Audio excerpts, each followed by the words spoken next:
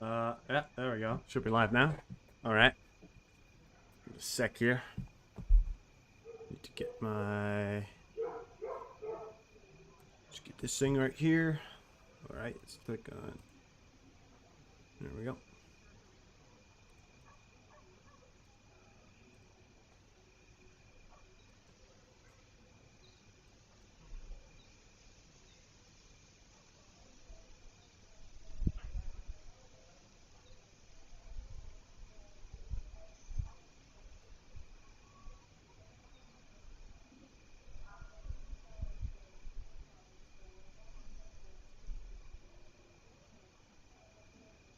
All right. Wow. 86. Thank you for the like. Well, let's get right into it. Just had to add the last little detail here.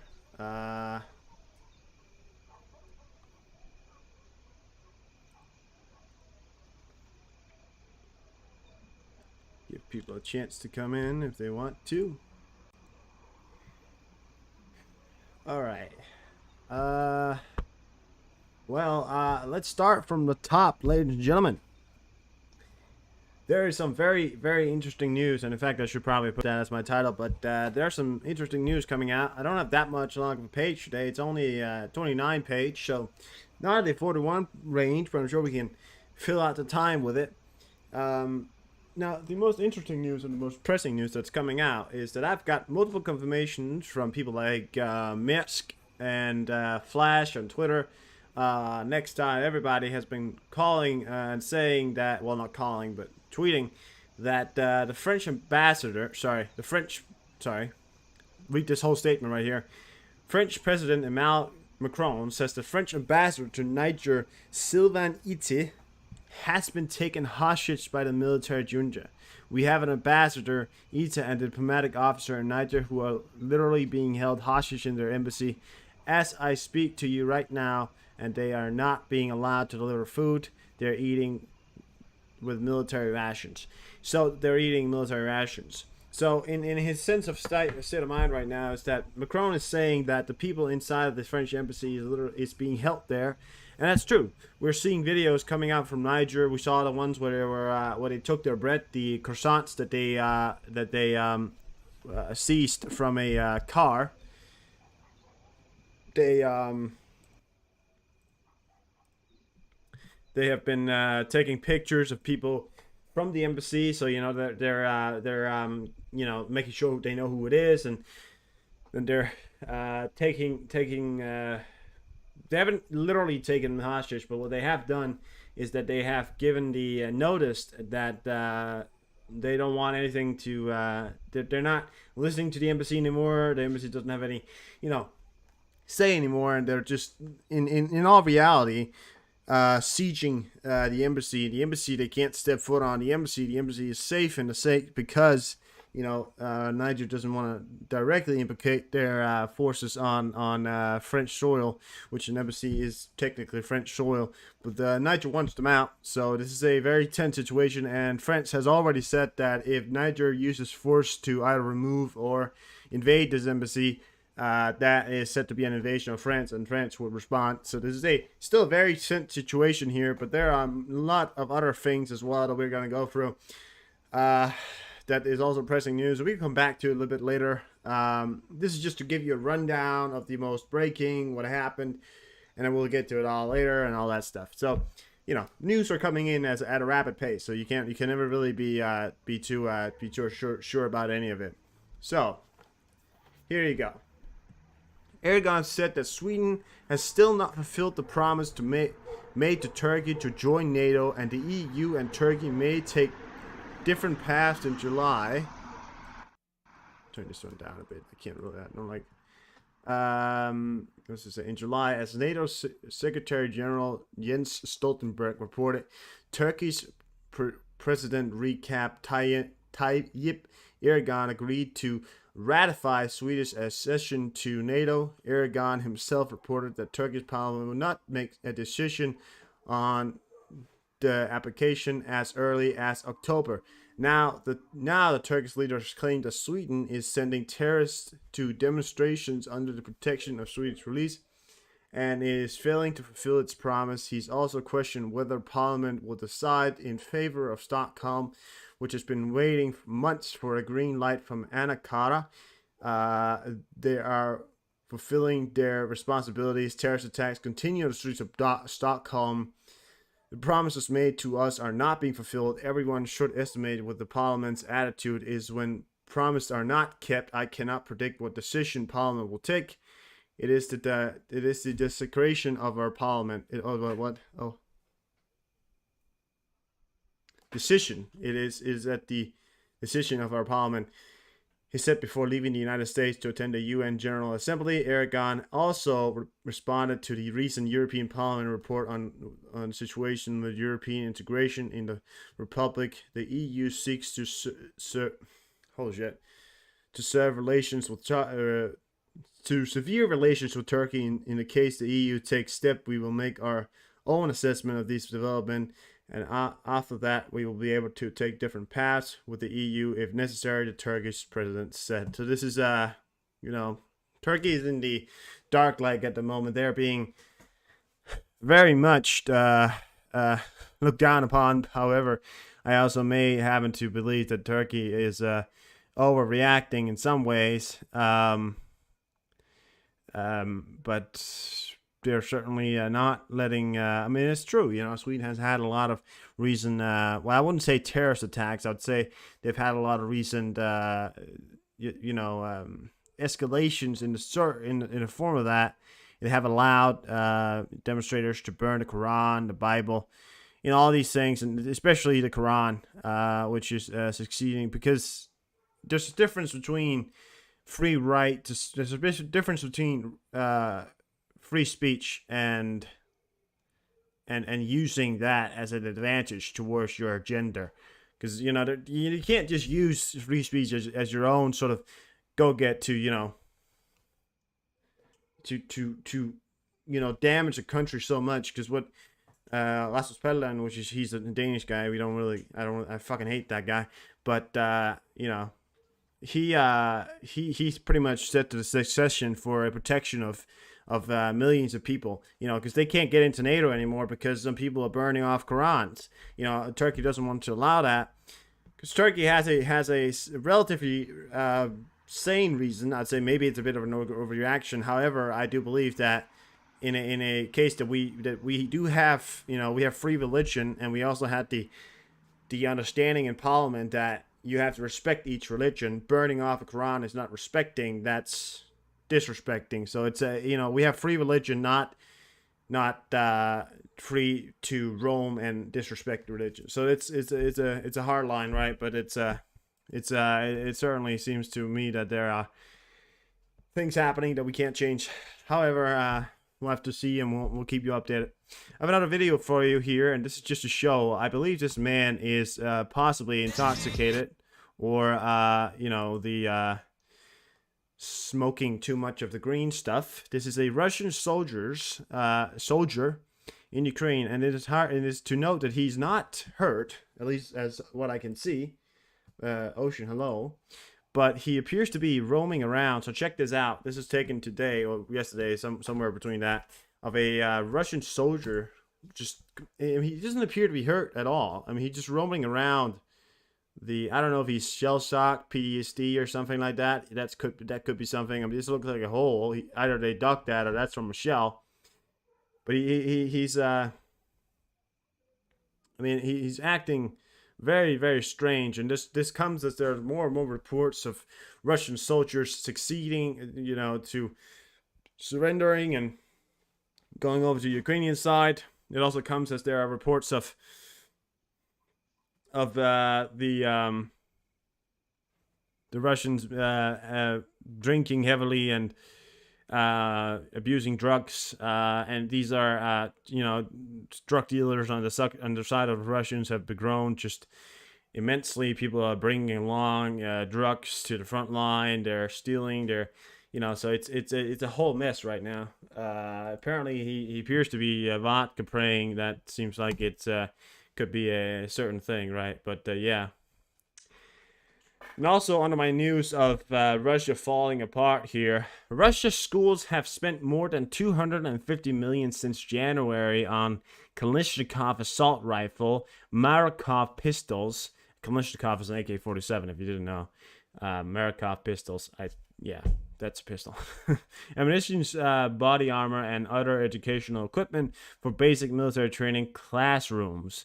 This is 8 times more than they spent on computers and other equipment for computer science school. So they're mobilizing the children. That's what they're doing. They're building a generation of what they would call warriors. I think the idea is, and this is just beyond sad to look at, because the idea behind what he's doing here, or what they're doing here, is that they're training up a generation to fight. And that's that's sad, because not only are you taking the idea away from them to the fact that they're going to be in any case having an education or even living a full life. No, they're not. What they're going to be doing is when, as soon as they go 18, or at least an age of probably 16 or 17, they're going to be sent to the front line. I believe they're going to move down the age limit. And this is not me talking. This is a Ukrainian special intelligence that's been talking around the internet here, saying that there are possibilities that the Russians moving down conscription's age to all the way down to 16. In the U.S. Army during World War II, it was 17 with parents' permissions. However, there has been cases of people joining earlier, but that was oversights. But yeah, this is something that we are seeing, and I believe that's certainly a scenario here. It's scary, and they're training them all the way down from like the age of 11. So it's even younger as well. There's children walking with military gear on, going to school. So that's it's just an insane reality that Putin is building of this Russian reality here, a new generation of purebred soldiers, right? However, if they're trained from childhood, they're certainly going to be a little bit better. But it's it's the mentality behind it that he wants to build and brainwash. It's certainly a thing. But yeah. Okay, well, we have another exciting video here for you guys. We have a hot weekend in Russia. A shopping center has caught fire in St. Petersburg. The area of the fire is around 2,000 square meters. Primarily, data suggested there are no casualties. All visitors has been evacuated, so there are no casualties. However, there is a massive fire. It's not the first time. Not the first time in a short amount of time that we've seen Maria Donostroska here reporting this. Great reporter here, or she's a tweeter. So check this out here, and I have another angle for you, and we're gonna get to that a little bit later. But this is a shopping mall center that's been caught on fire here in Russia, and we have no idea what happened. I mean, this seems to be fires happening all over. These could be from gas lines. It could be a gas leak. It could be the people that usually maintain these stuff are probably at war. However, it could also just be it could be arson. It could be Russian separatists, Ukrainian separatists, or Russian separatists inside Russia. It could be anybody, really. This doesn't seem like a Ukrainian thing. However, it seems like a Russian separatist thing, and working inside Russia to sabotage Russia. These are the things that they apparently are doing. I mean, it doesn't seem like a very that's normal. It is certainly normal. It's a weird. It's a new scenario what's happening in Russia. Okay, so we have another thing here, and there was a ship today reportedly that was damaged. I will get to that 1 second here. 3 large Russian landing ships redeployed from the Black Sea of the Sea of Azov. Speaker of the Ukrainian Navy Dmytro Plentensko, the military officer, also noted that the large landing ship hit in Sevastopol could not be restored, both because of specific of the damage, and because of the age. I think they're talking about Minsk, the ship that was destroyed. There was another report here from the UK Defence Ministry Russia likely amassing significant stockpiles of missiles for winter strike against Ukraine. Russia is likely to be able to create a significant stockpile of air-launched cruise missiles to use against Ukraine's critical infrastructure this winter, the UK Defense Minister reported on September 16th. However, this is also a crucial line, because this stockpile, as much as you want to note that it could be significant, there's nowhere to point out that it's significant. So it is not, don't get your hopes up anymore, because I believe that when we hear significant, and you hear a Russian say, "Oh, it's significant," you gotta maybe downplay it just a tiny bit. But when it's a UK saying it, there could be some truth to it. So we'll have to see. And this winter is certainly going to be a crucial time. Okay, we have some more stuff. Several dozen representatives of private security companies in camouflage seized the territory of Duslisma oil company in the Irkutsk region of Russia. A video from the site shows PSC soldiers firing in the air and forcing the company's employees to the ground. Russian media sources claim that this is no ordinary raid, and that things are more complicated in principle.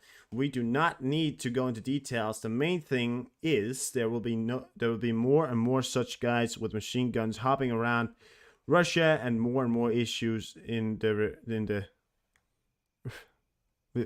future will be resolved. While in the Russian Federation will be resolved precisely this way. Oh, okay. Yeah, that last sentence didn't make a lot of sense, but you get it.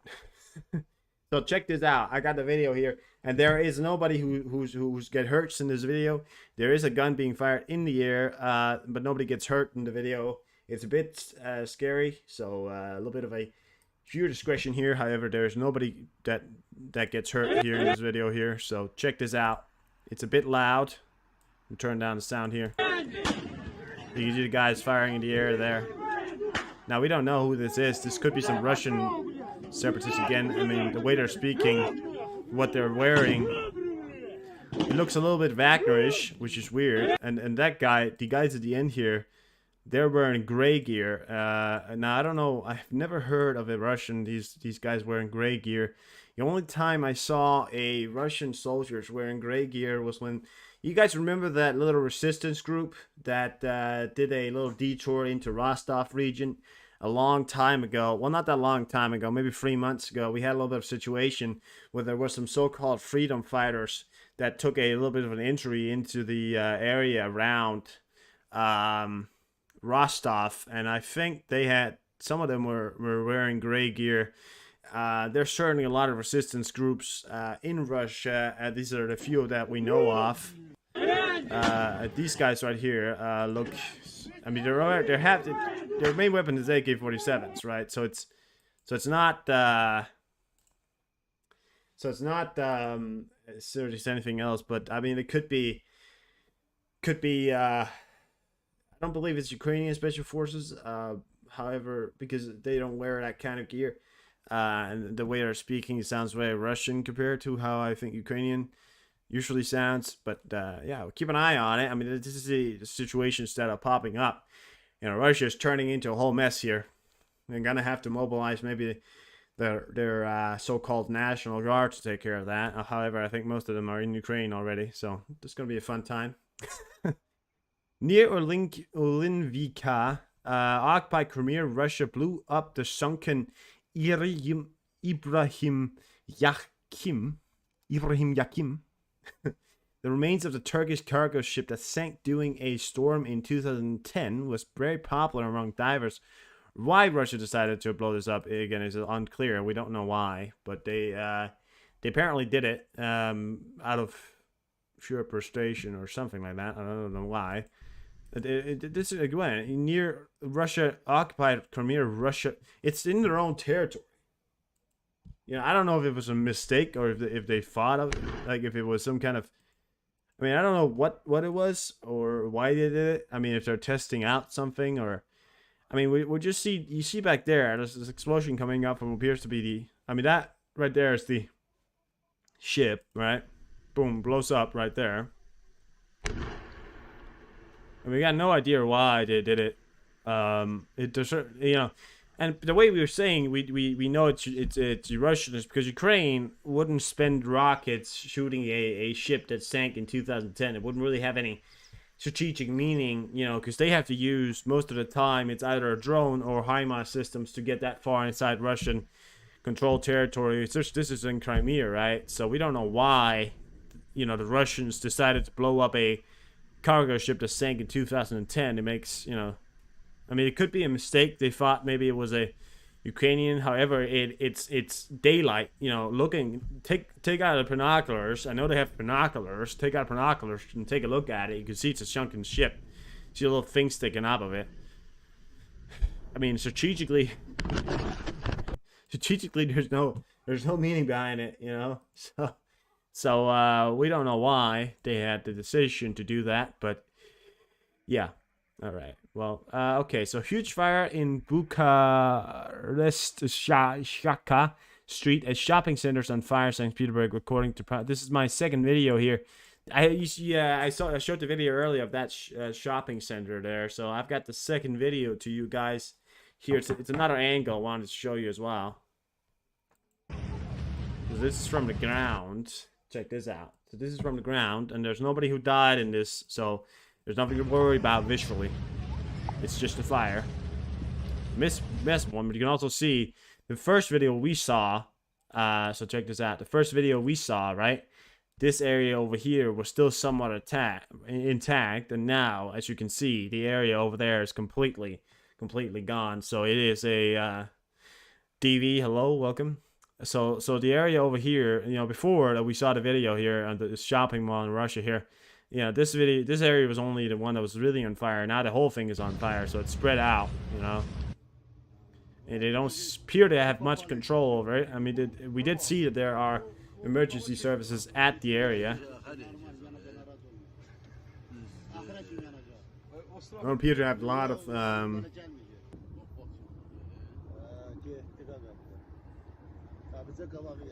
you don't appear to have a lot of control over it. It looks like there were only one fireman at the. I don't know how many firemen there were, but it doesn't appear that there were many firemen at the area. It just seems to me that these firemen are, you know, either they're at the Ukrainian front, or they're just, you know, so spread out these days. Yeah, it's weird. Okay, so we have a BSF update at Sevastopol, so on September 15th, 4 observations. One have all amphibious vessels gone. Instituted a warship protection program. SIF ferries. 2 are those tires on the boat. So of course this, you know, meme of Russian putting their tires on their tracks here. I mean, you can see. I'm gonna make this a little bigger here for you guys. So you can see that their ships where they used to be, and that's the Minsk and the submarine, as you can see. Now I think they're talking about, this is the one where you can see that. And this is the one where you can see that they're now moved away. So you can now see that they're completely gone. So this is the area I think we saw before, and now you can see that they're moving their ships out of the area. I actually don't. I think you can. I don't know how to show with these pictures. I mean, got 2 ships right there. Yeah, there. He showed the same picture. Yeah. Okay, I don't really. I'm trying to show these pictures here. I don't know. Yeah, I don't know. I kind of show it, but the more I'm looking at it, it doesn't really make a lot of sense. I guess what I'm trying to say with it is that we know that they are taking precautions to move the ship out of the area. So yeah, that's what we know of. List of Russian army equipment not yet destroyed in Ukraine, updated with the PMP. At least 14 of these IFVs were captured from Georgia in 2008. These have now been pressed into service with the Russian army. So I have another video here for you guys to show just how far out the Russians are. Now these guys right here, they're not very modern. These are from the Georgian army. And the Georgian army aren't exactly known for their modernity, and they, you know, they lost to the Russians. These are very Russian designs, but the reason why you can tell these are not exactly new. Look at the design of it. You know, this sleek over body. There's not a lot of protection. This looks very, you know, sort of Cold War system. I don't believe they're Cold War. I think they may be earlier, maybe from the 90s or something like that. They're not completely old. However, they do look a bit older than that. I'm not really sure when they're from. These IFVs were captors. At least these. Okay, well, I can look it up. Give me 1 second. The BMP-1U, and you can always see at the shell of these tanks or armored vehicles. They don't look as to be, you know, young, because the newer ones, they had these. Okay, so which one?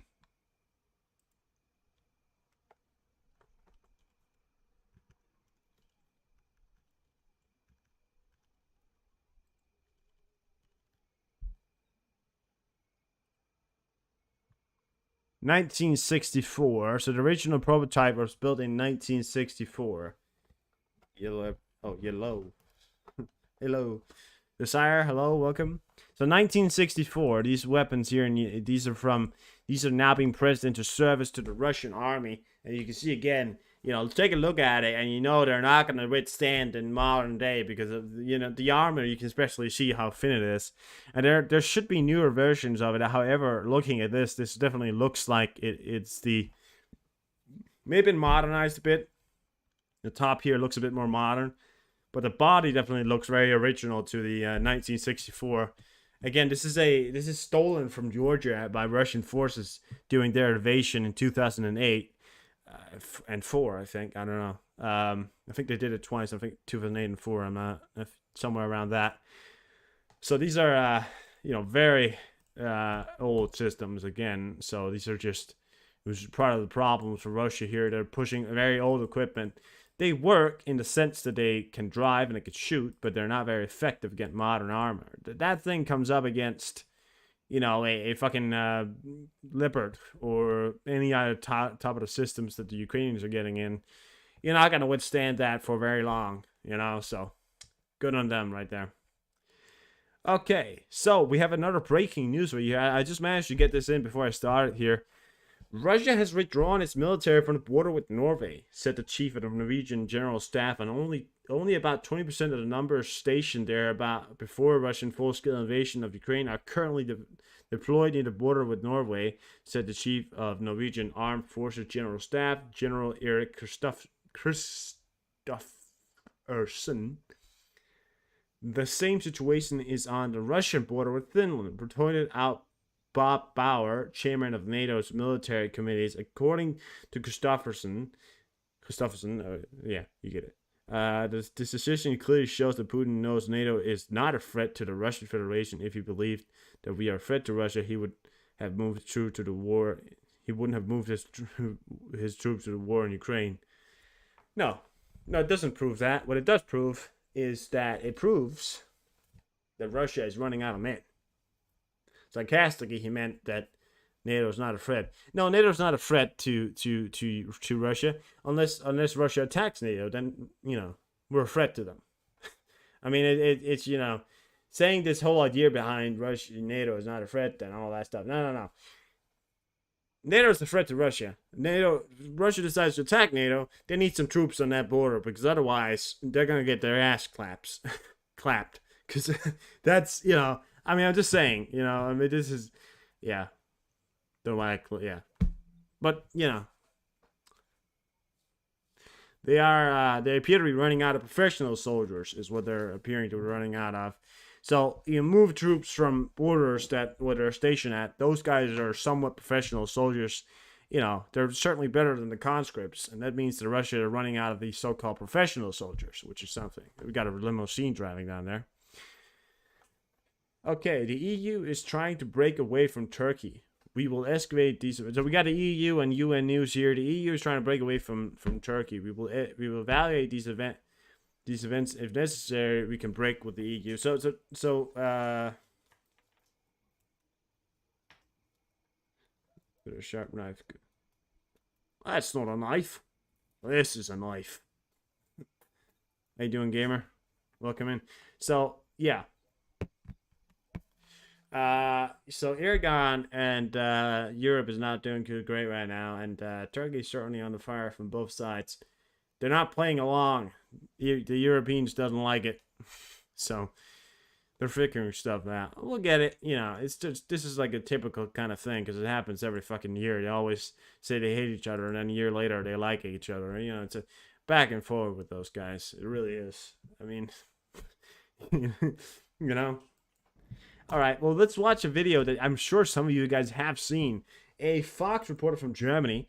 Well, sorry, not a Fox reporter. Sorry, a German foreign minister, Baerbock, calls China's Xi Jinping a dictator live on Fox News. She's not a Fox reporter. I got that. I didn't mean to say it like, yeah. So, anyways, we're gonna watch this right here because she actually says the truth here. She just doesn't. Is Crocodile Dundee? Yeah, it is. It's Crocodile Dundee.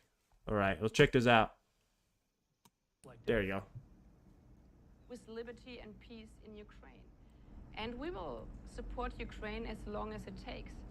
Because if Putin were to win this war, what sign would that be for other dictators in the world? Like Xi, like the Chinese president. So therefore, Ukraine has to win this war. Freedom and democracy have to win. And we will stand with Ukraine as long as it takes. Madam Foreign Minister, do you like that? So everybody was like, oh my God, she calls China a dictator. Oh my God, what's gonna happen? Nothing's gonna fucking happen, you fucking idiots. Nothing's gonna fucking happen. You know, the whole idea behind the factor is that China keeps drawing up these red lines, right? And you all know that these authoritarian people draw up these red lines. They never actually care about it. They never actually do anything about it. And they don't dare to go against Germany. China's not going to go against Germany. You know why? Because China relies on Germany to exist. Because if Germany, who doesn't exist, China doesn't get half of its fucking business, right? Because it's invested a lot in Germany, right? And those economies are very intertwined. And she's saying the truth. And she gave a good speech, you know? So people are like, oh, what's going to happen now? Are we going to get attacked? No, we're not going to get fucking attacked. And again, you know, de facto is China is a fucking dictatorship. Xi Jinping is a fucking dictator. He's put himself in charge for life. He's, you know, poor pay, poor standard of living, and they have nothing, you know, that isn't a de facto line of dictatorship. But it's like this whole idea behind, yeah, it's a bad PR move because everybody's now China's gonna go take it back. We're gonna cry if you don't, you know. So it's like, no, don't take it back. Just say, you know, I meant what I said. They're a dictatorship, because she meant it, and she meant it, you know. So I think, yeah. So yeah, I agree. However, I do know that it's a, you know,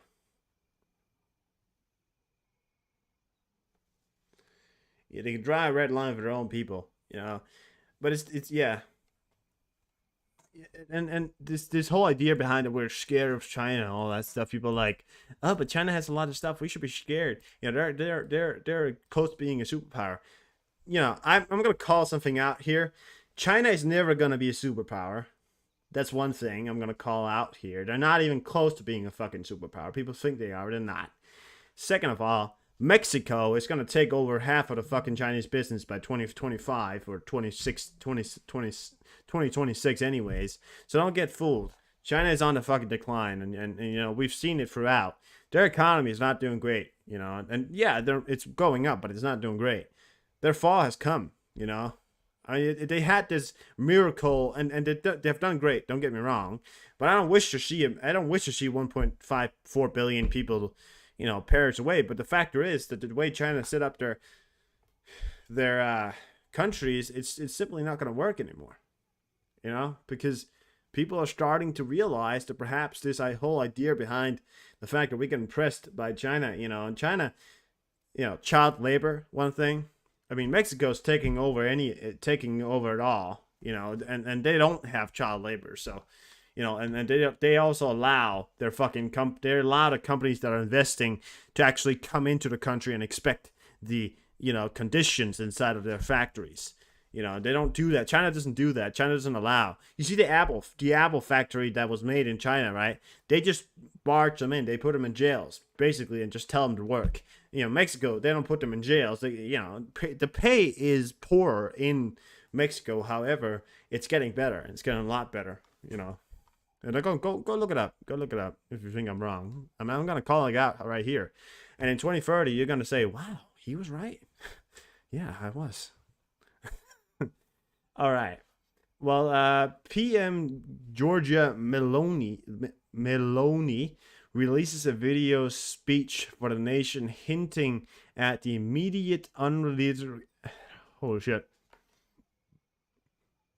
unilateral actions by Italy unless the EU starts a naval blockade in the Mediterranean Sea, stopping migrants' boats from reaching Italy. Another 1,500 migrants arrived in Lampedusa today.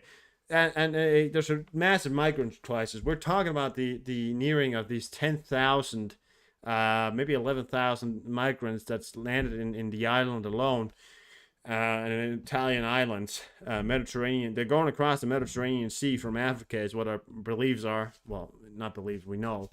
Yeah, it's not a fun situation here, and there's a lot happening that we, you know, it's hard to really control it all. So, sorry.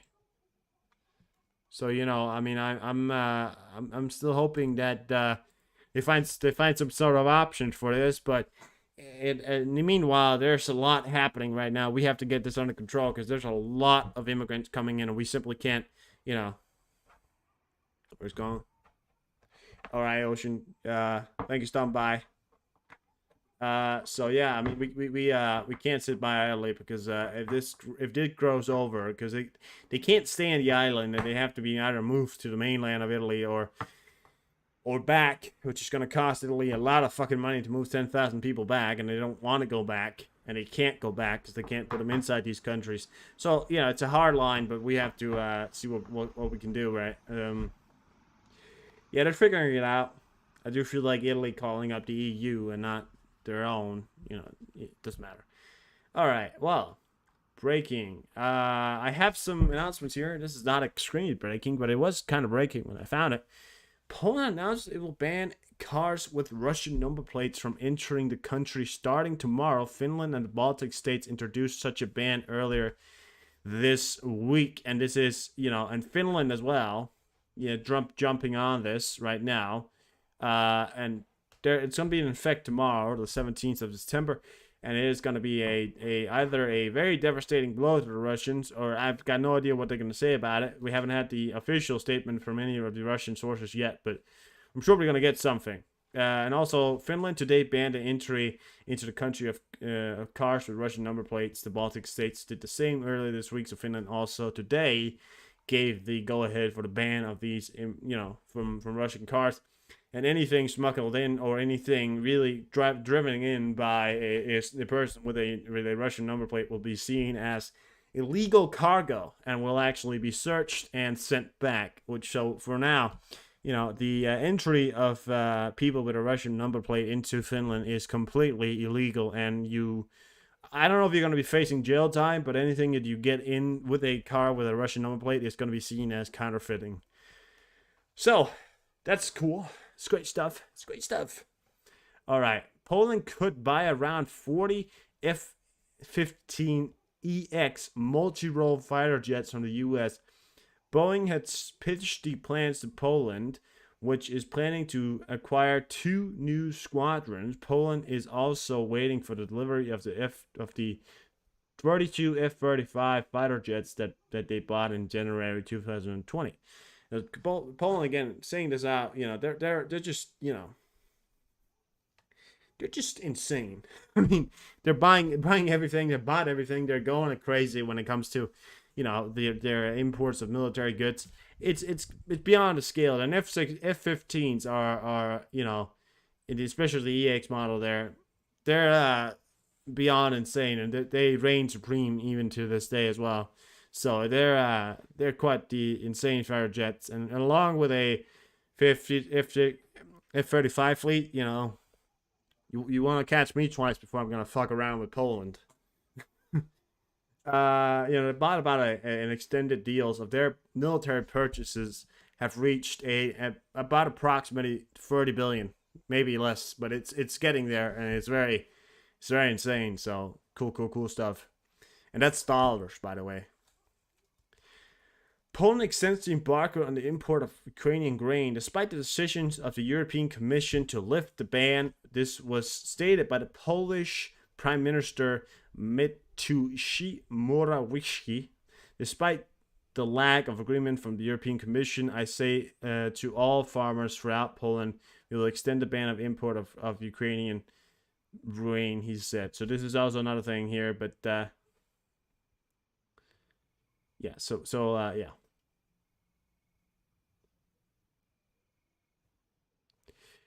It's a lot. It's a lot. It's a lot. There's a lot happening. There's a lot of breaking news here.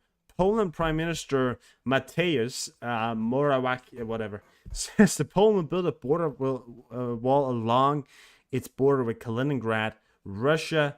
Russia. Poland build a razor wire fence there. But Morawiecki, Prime Minister, now says it will be replaced with the same type of wall it has on the border with Belarus. The Iron Curtain has, in fact, been reintroduced. It has been moved, but the Iron Curtain is certainly been reintroduced. And we're living in a Cold War scenario here.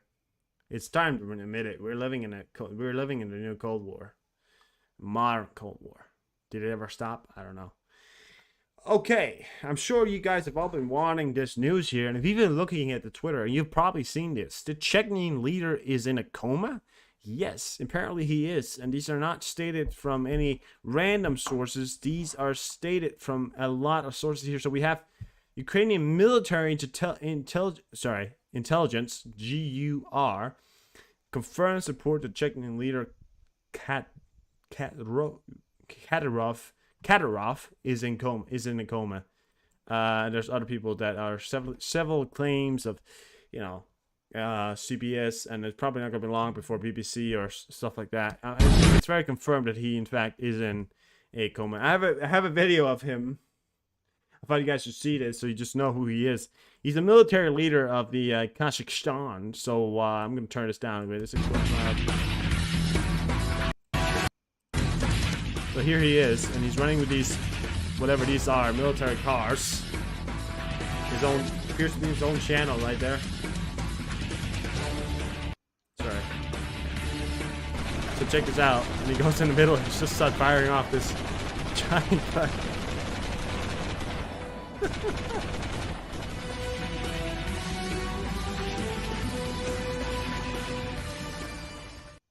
I mean, he used to be a lot thinner, by the way. I just want to point out, he's a military leader. He used to be a lot thinner and in a military age. He used to be extremely much better looking. However, nowadays, as you can see a picture of him, compared to the video, he's taken on a few. So, John Doe, Patrick, hello, welcome in. He's taken on a few, and he's apparently in a coma now. It's probably a food coma. Don't get me wrong, All right, well, we have some great news when it comes to the F-16 stories. Belgium will provide its F-16s for training Ukraine pilots. Belgium will send 3 military personnel to a training center for Ukrainian pilots in Denmark. And in 2024, it will send two-seat F-16B training jets and about 50 military personnel there to Denmark. Report from Clash Royale here. So this is, quite in the region of where we are now seeing that they are committed to the training of these F-16s here, and I'm all for it. I'm all for it. So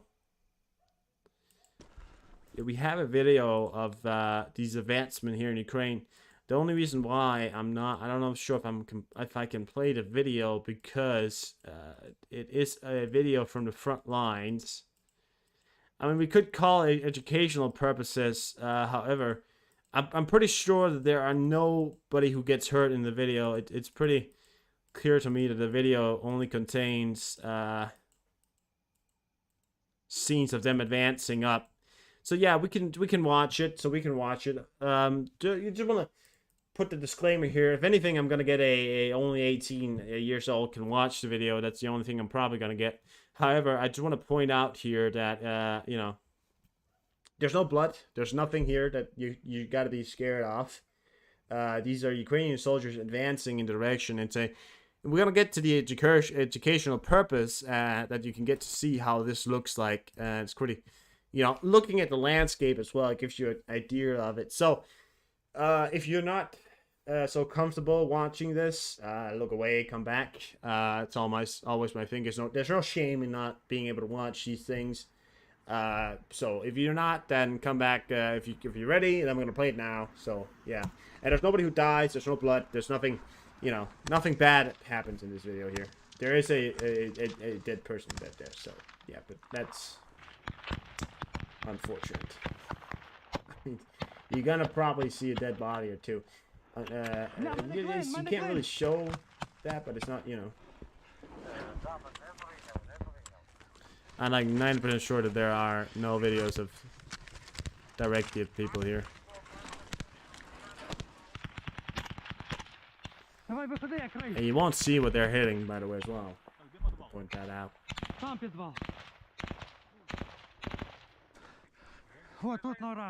I mean, look at the landscape, you know? Look at the landscape. It's a, it's like a scene out of World War One, right? I mean, this just brings along mass destruction. I mean, look at the landscape, you know? Mass plumes of smoke, I believe, is what we're seeing here. Fires probably going off somewhere. It's, you know...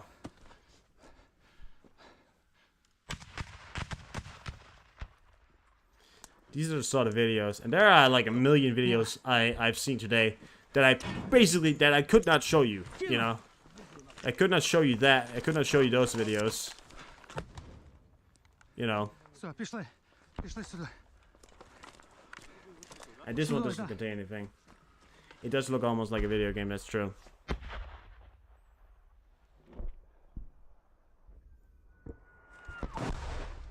That's a sheer reality right there. But again, these guys, they're gonna be unscathed here. There's shells flying over their head, or mortars probably.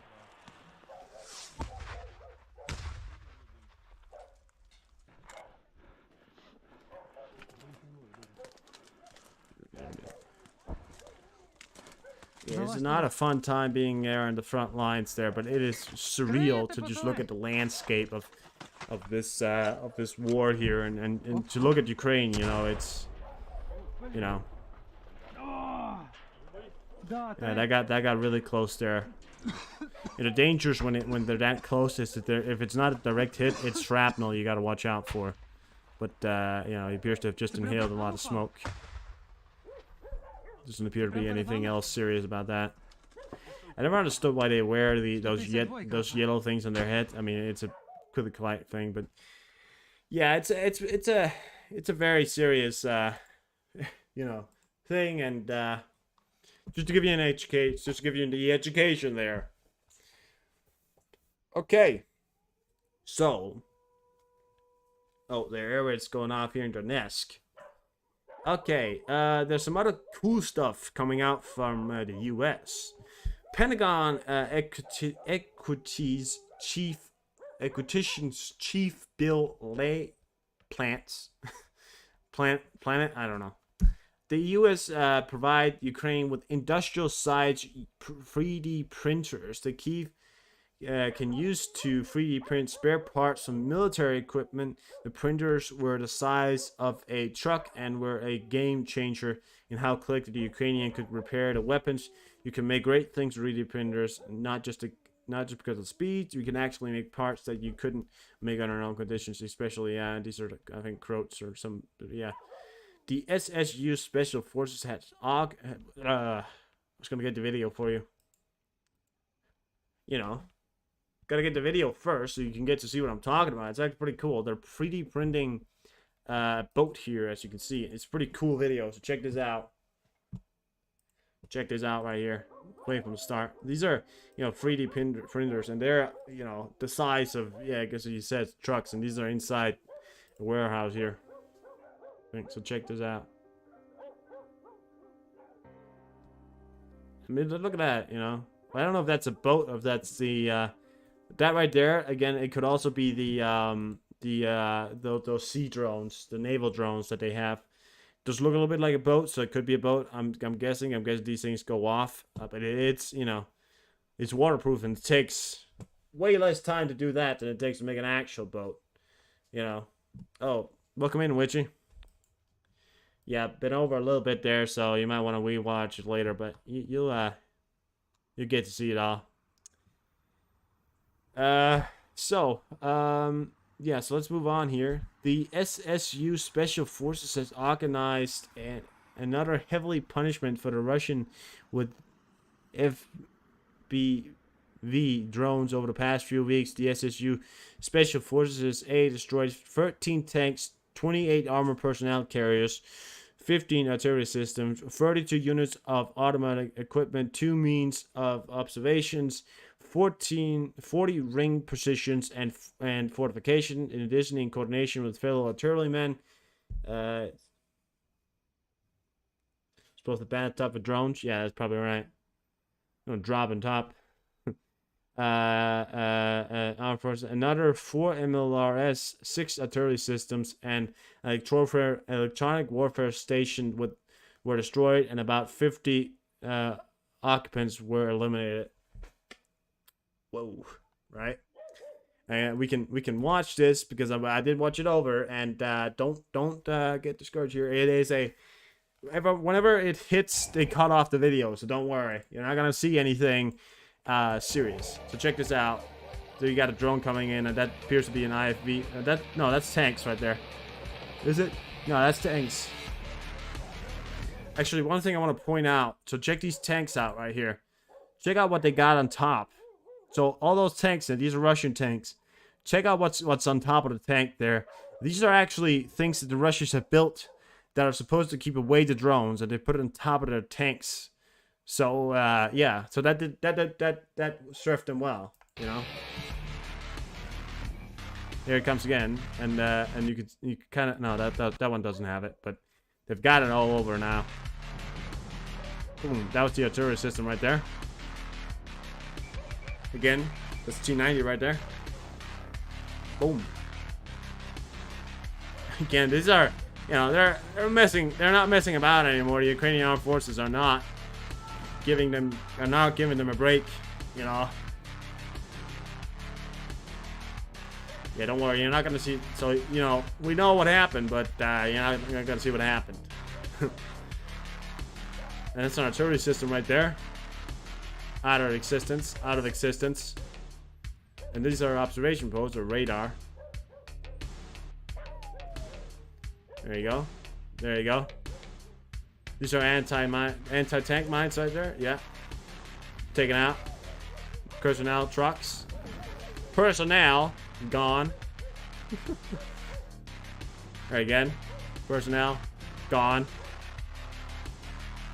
Personnel gone. Yeah, so it's gotten beyond insane as what they're doing right now. It's pretty cool. It's pretty cool. And these are just some of the few videos that you get there. Over the past 4 days, Ukraine has continued to take positions over South Robotyne. Ukraine has also advanced along Russian trenches in the Russian first lines of defense to the edge of Robotyne. So here you go. We're gonna get them deep state later, but you can definitely see they're talking about the area that we have looked at before. Pushes in there, and areas around in Zaporizhia and Donetsk are where we're getting shout out to Warmapper for that. Thank you very much. And there's not really a lot to see here. All he's talking about is the defenses over here. and the pushes, this is just far out, and this is free wind, and you can see where they're making the most pushes around here, here, and here, and pushed in right here. So they're still pushing, and things are still moving forward. So yeah. Okay, so I think we're gonna get to that. Still moving on here. We got some dogs barking in the background. There was a short air raid on in Donetsk. Russia has deployed 3 large amphibious assault ships from the Black Sea to the Azov. Ukrainian Navy spokesman Dnipro Plenchuk, according to him, this happened after a strike on the landing ship Minsk and the submarine Rust on Adov in Sevastopol. This is something I've met before. I think that's, yeah. Today I held another staff meeting with a focus on the frontline commanders in chief. I think is this from Zelensky? Yeah. Oh, I think I have a video here from Zelensky. I think this is from Zelensky, right? Yeah, we got a video here from Zelensky. I'm going to show you this. I'm going to read it out loud first. It's going to take a little bit, so sit back, get your popcorn out. No, it's not going to take that long.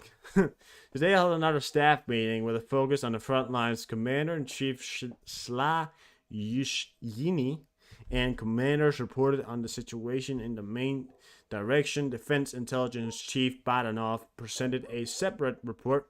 Minister of Strategic Industries Kam Yishin reported on Ukraine's production of arms and ammunition every week. We see progress in Ukraine's defense production. We also have significant and much needed result for Ukraine in Bakhmut direction. Our warriors liberated Anrikvaka.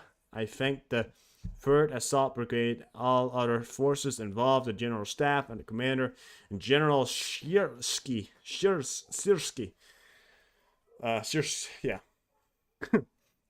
Active operations in Klishnikivka and Kurtimivka.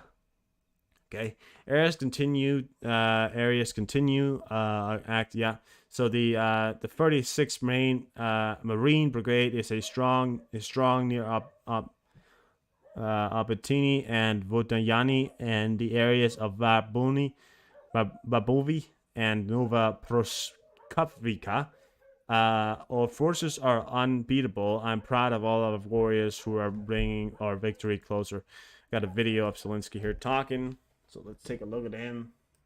Zelensky is in fact all well and is doing great, it appears. Здоров'я, шановні українці і українки. Провів розмову з президенткою Європейської комісії Урсулою фон дер Ляєн. Обмежувальні заходи проти нашого аграрного сектору з боку Actually, but the European Union has... Okay, he's talking about something else then. Зараз важливо, щоб європейська єдність працювала на двосторонньому рівні з сусідами, щоб сусіди у час війни Україну підтримали. Європа виграє завжди, коли договори працюють, а обіцянки виконуються. Ну а якщо рішення сусідів будуть не сусідськими, Україна буде цивілізовано відповідати.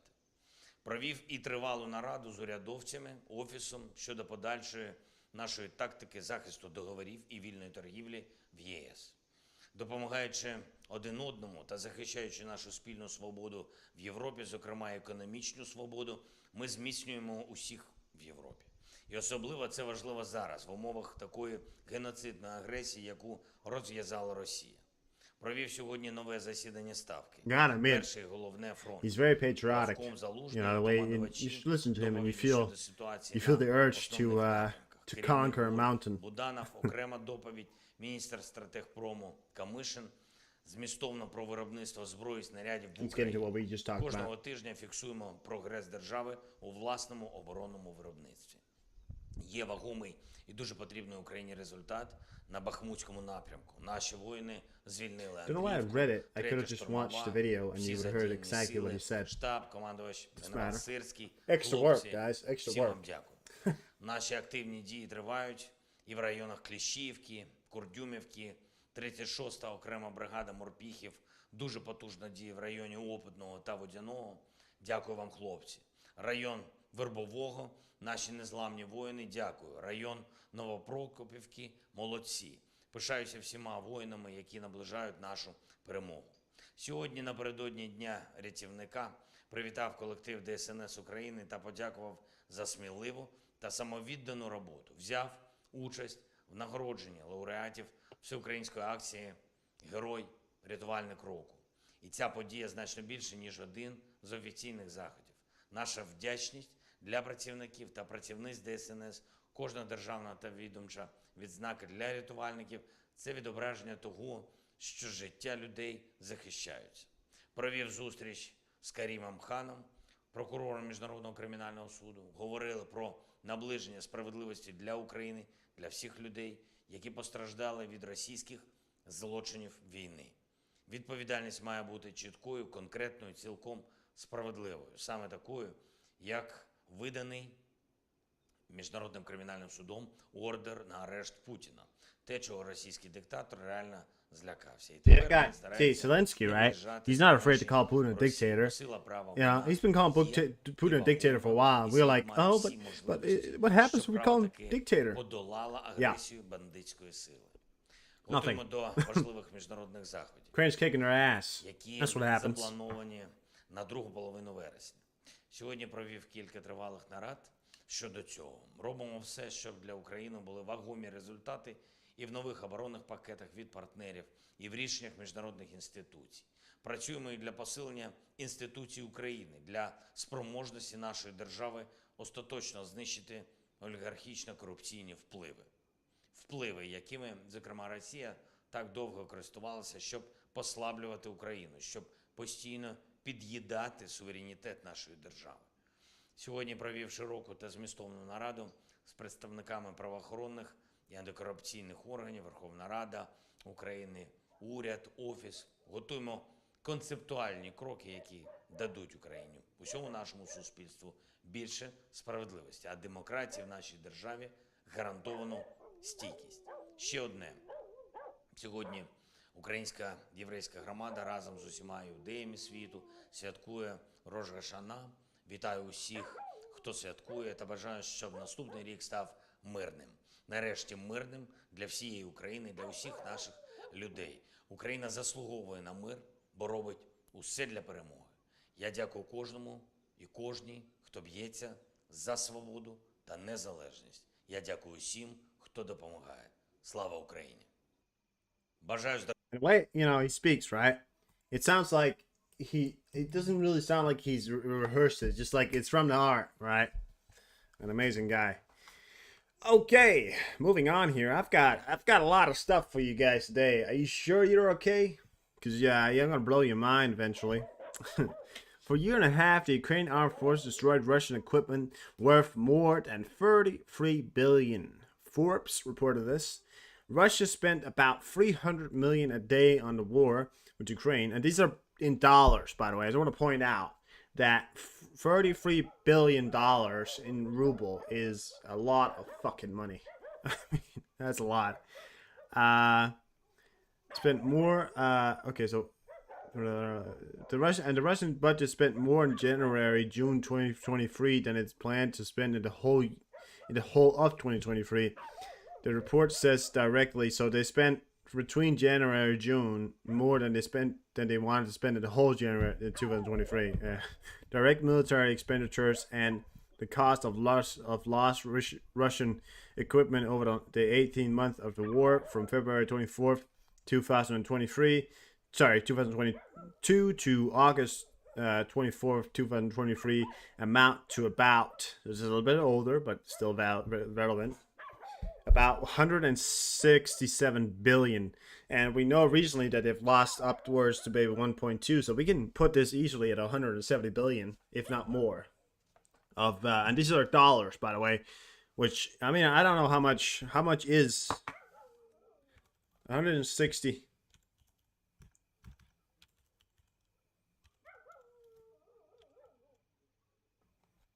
dollars in ruble. No, not in rupees. Keep messing around with rubles and ruble. Okay, so it says that it's 16 trillion. What? Yeah, 16 trillion. Well, yeah. I mean, I don't know if they're switching around the dollar for the billion. I don't know if they spent 16 trillion rubles. I don't know if that's true, but you know, I mean, I don't doubt the number. The number is true. So you know, rubles wise, it's incredible that they're not scraping for the bottom. Which, by the way, they're starting to do. You know, look around in Russian society. They're starting to raid supermarkets because the Russian ruble is dropping, and well, it's been doing that for a while. People are starting to think that they're not, but they are. So really, quite incredible. Okay. I wanted to show you something, and I want you to just realize how smart I am. No, it sounds egoistic. I wanted to show you something because you remember yesterday, no, 2 days ago, Thursday, when I said perhaps Ukraine is getting ready for a amphibious assault against either Kherson or Crimea, right? I've been talking about amphibious assault for a while. Check out this post right here. Ukraine ready to execute an operation to liberate Ukraine. What's happening here? Oh, are they on boats? Are they training on boats? Yes, they are. Oh, so you're telling me that these guys right now, heavily equipped on boats, heading to areas, unknown to us, to you guys. And I said it. I said, watch out for Ukraine because they're gonna launch something amphibious. They're trying to get behind enemy lines. I thought that's the most smartest thing to do, and it appears that they are now thinking about doing it because they can. And I said it before and said it again. They have landed on Crimean ground in many times before, so yeah, this seems right. We don't know where they're gonna land yet, but watching those screens right there.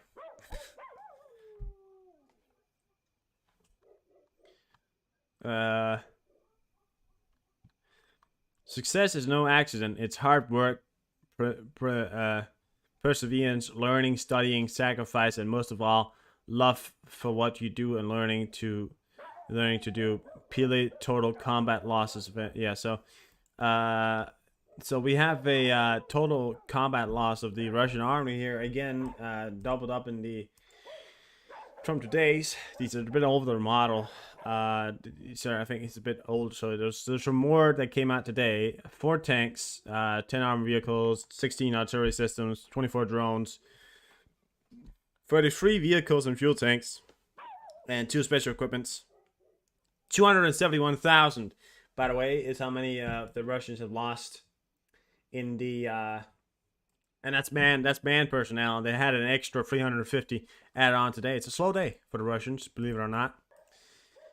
Okay, we have other reports as well of breakthroughs. So there was Bakhmut axis 113 130 1330 is what I meant to say. UTC 16 September. Russia attack broken up in Rostov, Urkyov, Vasilivka, and Bohdanivka.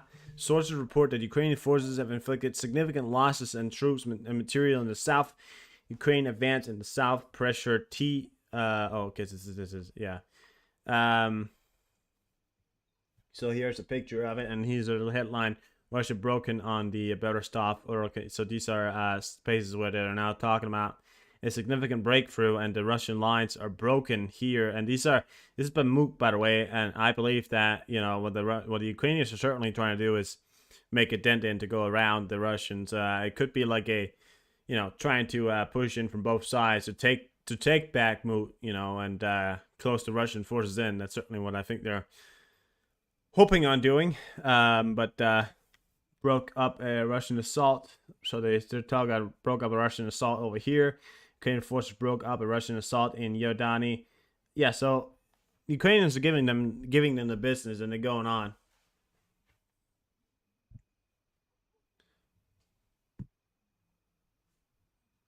No sup?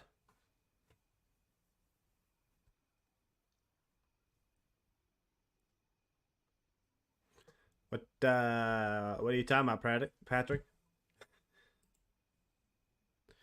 The Ukrainian third special assaults Oh, you talk. Oh yeah. Oh yeah. Oh yeah. You talking about this one? You talking about this? Yeah, they made a new add-on called One Submarine, and it's that one.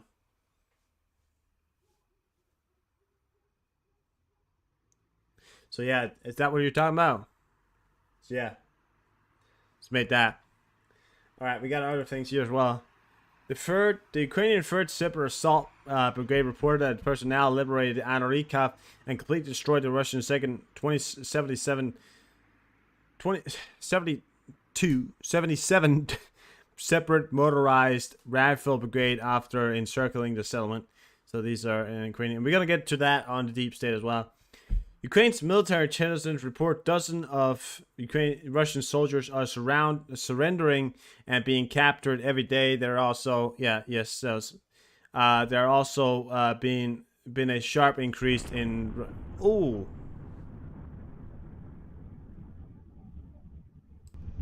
Oh, hello.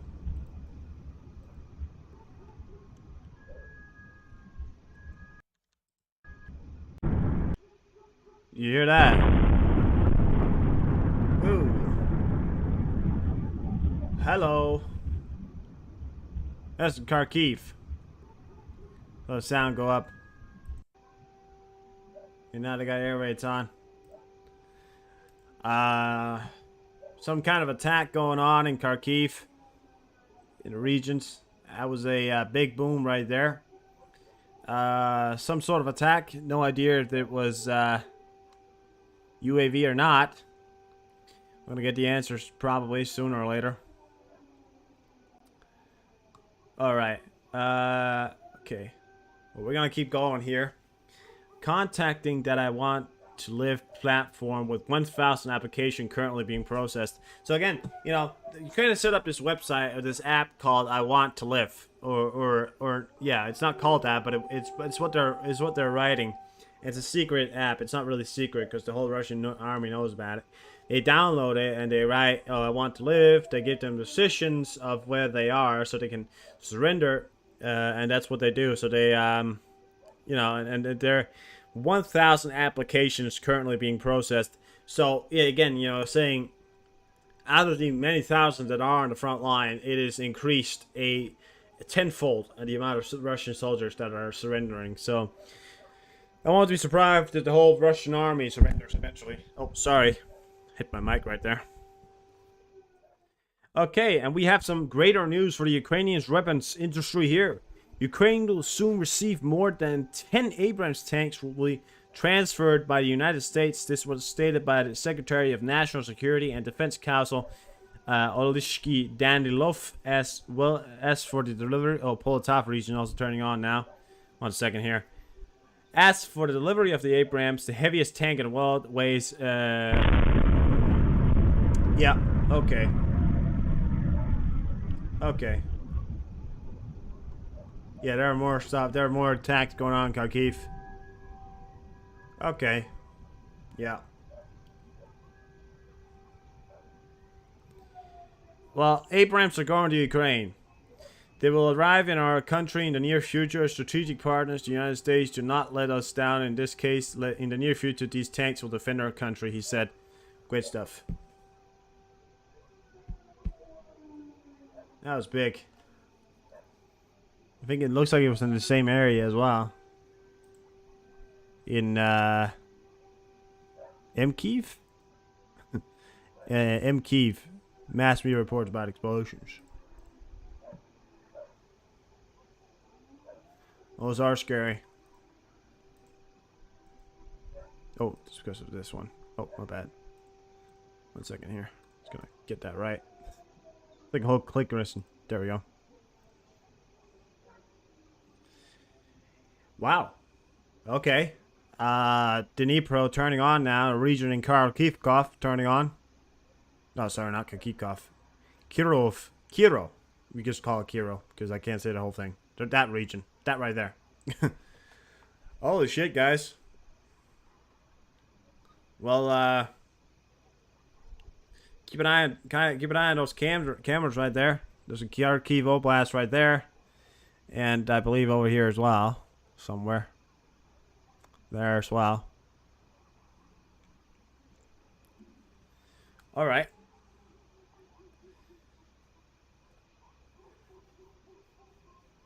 Okay. They were huge. Certainly sounds like it came in quite fast. So I'm tempted to rule out UAV. I am. It perhaps could have been caliber attacks. You know, from ships, something like that. I don't know where. Okay. Well, there's some other news here. We're gonna keep going in the background here, so we don't. Yeah. Okay. Well. Okay. Okay. Well, holy shit, guys. Well, poor bastards. They're not bastards, but alright. Poor people. Poor bastards. I guess it's because it's Duolingo. I guess because in American you say poor bastards, and you're like, but yeah, yeah, maybe it's the language barrier. That was beyond insane right there. Okay. Wow. That was the number. We got 3 right there. And the way they're coming in, they sound like they're coming in at quite a high speed because you're not really hearing any sound of drones coming in first there. Not that I think we're gonna hear it, but we're talking about drones. You know, they certainly make a lot of noise, but they don't sound like that. So those right there are usually. I think I heard something right there again. Like every time I talk. Alright, now we're gonna move on. Yes? Okay. The first 2 ship... Yeah, I think maybe poor bastards. Maybe I've been... those poor bastards. Maybe been a bit harsh. The first 2 ships have entered Ukrainian ports since Russia withdrew from the Black Sea Grain Initiative in July. Rose, hello. You just missed 3 explosions in the background here in Kharkiv. Romania and Bulgaria territorial waters to pick up nearly 20,000 tons of Ukrainian grain that we head for Africa and Asia. We have a picture of it here. I think it's from Maritime Control here or whatever that was. But we have a ship entering... into Odessa port here. As you can see, there was a ship that actually broke through and defied the Russian lines of we're gonna shoot you down. And the reason why they did that, and I know why they did it, because if the Ukrainians are now, you know, the Ukrainians know that they're pulling the ships out of Crimea. The waters in Odessa is, yeah, okay. Well, there you go. Again. Fucking assholes. Those fucking commies, I swear to fucking God.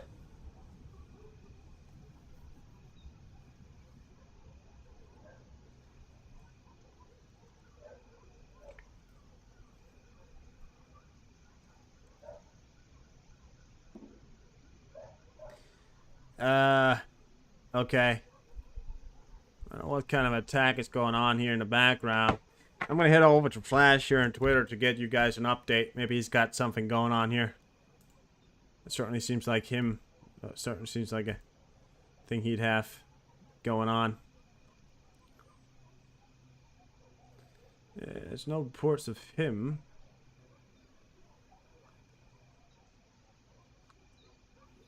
No, there's nothing from him. Search up Kharkiv.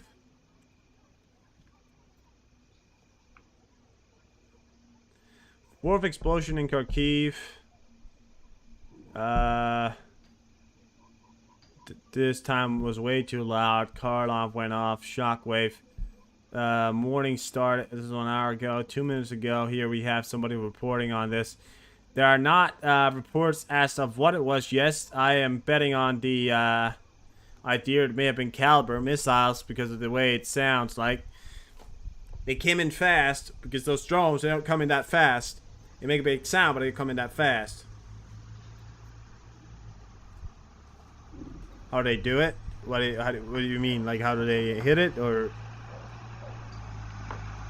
Well, they fire it off, and then they hope it hits, and the Ukraine don't hit it down. And the reason why if it's attack that hits, right? Reason why they usually hit when it comes to the caliber or the missiles is because they're so much faster. So I'm betting on it right here. Terrible thing. Those fucking commies. Now, what I was saying is that yeah. So you know, because the Ukrainians have taken out so many Russian ships, and the Russians are afraid to actually you know have their ships in the area. Cruise, yeah. Again, that's another explosion right there. There's just another explosion there. Cruise missiles, I'm not sure. Live there? Live there? Well, I don't live there. No. I mean, I've it's just saying if that's live, yeah, that's live from there. That's live right there. Well, it's not a matter if they see it coming. It's because if it's caliber or if it's cruise missiles, those things are much faster. They're much harder to shoot down, but I don't know.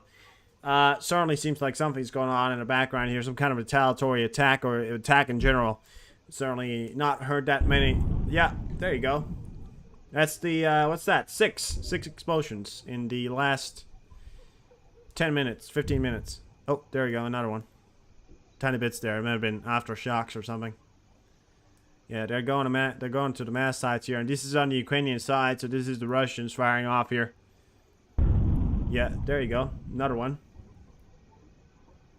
Hear the cars there. Turn this. Have I turned this all the way up? No, I haven't. My bad. Another one there. It's not a hypersonic missile. The Russians don't have enough of those to be able to fire those off. They wouldn't risk it. They wouldn't risk it, Patrick. They wouldn't risk it.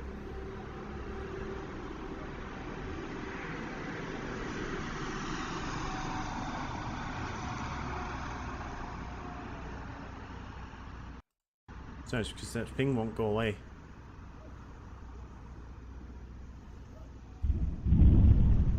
Another one.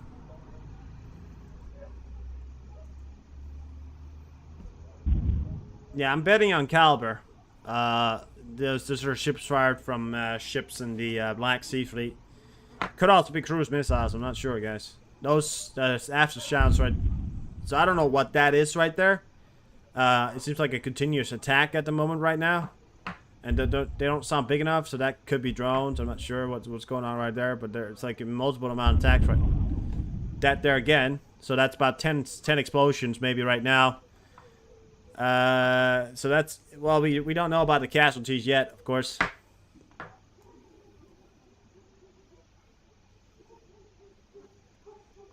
What they use them for? The hypersonic? Well, they have so few of them that you know, using them for. Yeah, there you go. Listen to that. Listen to that. Listen to that right there. Yeah. Okay, I don't know what the fuck's going on right now. There appear to have been ladies and gentlemen, there appears to have been a mass assault attack happening in the city of Kharkiv as we are speaking here. A attack on the size that we've never seen before. Something is appearing to be happening here in the background. I'm not sure what that is. I hear a whoosh there, as I was about to say. That sounded like, that did not sound like a drone. That was definitely a rocket. Could have been. I'm still betting on the caliber. Again, now it could have been. Again, now you know it could have been at this point. Cruise. I'm not sure. I'm gonna check Olga if she has anything.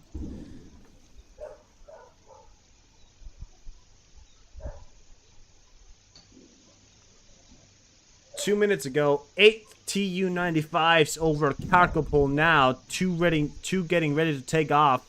1 hour ago, 2 getting ready to take off. 6 Tu-95s Olynya. They are appearing to be at the moment of we're speaking right now. 18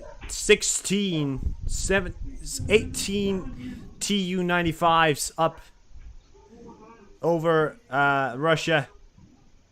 This could be cruise missiles. It is going on, and it is a mass attack here. You can hear some guy talking in the background here. There's a Ukrainian in the background here. This is a mass attack. They are firing it off. I have no idea what's going on right now. This is a mass attack of a scale I've not seen very long time. It's certainly some kind of retaliatory attack for that submarine, perhaps. There we go again. I still have more news for you guys, but I'm sure we're gonna watch this right here. So all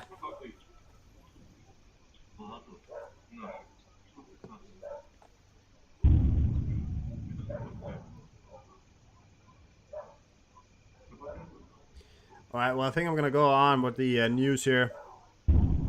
Yeah. Those fucking commie bastards, you know. It's like anything you fucking do.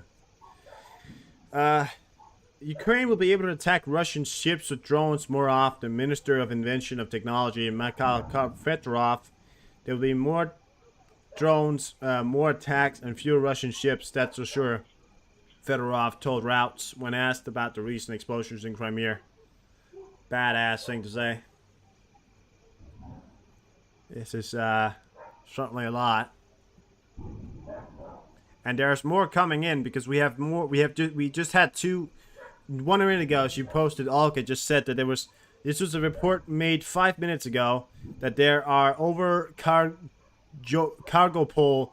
There are now 5. There are now 8. Now 10 in the air, and appear to be perhaps 18 Tu-95 bombers in the air as we were talking here.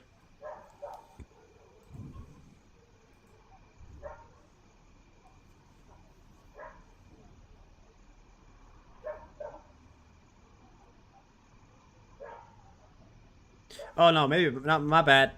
No, there are 8 now in total. Okay, so I read it wrong. There are 8 of them in total. My bad. I read the thing wrong. Sue me.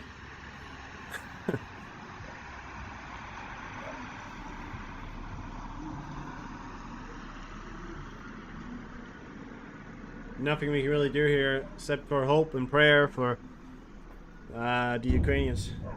Holy shit. I mean, it is a mass out attack. I don't know what's happening here. And the thing is, I don't know who's doing it because, I mean, this is, you know, this has been a long time and I don't know why I don't know why they're allowing to hit the ground, you know? It keeps going. Like, it keeps going. I just wonder what system is they're firing off right now. I mean, I get 8 Tu-95s can have a lot of payload, but this is a lot. It keeps going.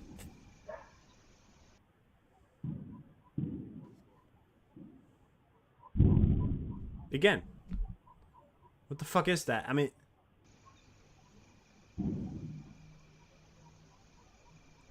It's on Kharkiv as well. Sounds like they're leveling. Sounds like they're leveling a city right now.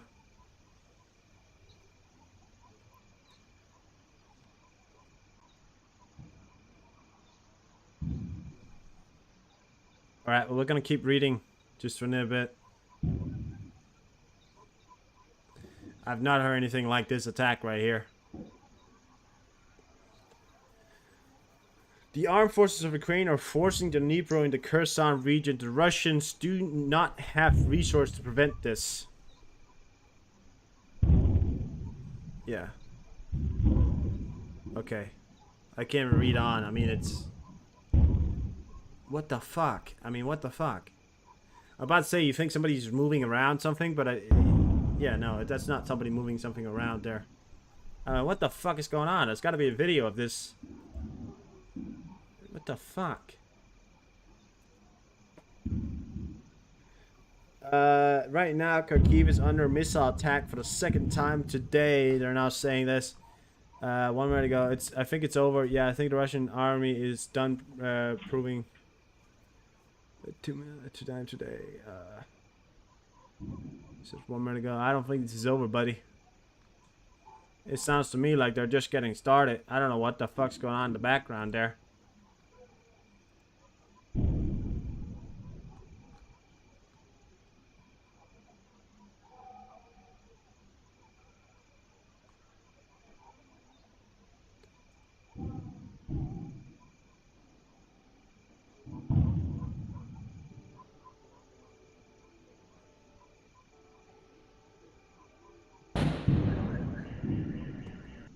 We have a video of it here.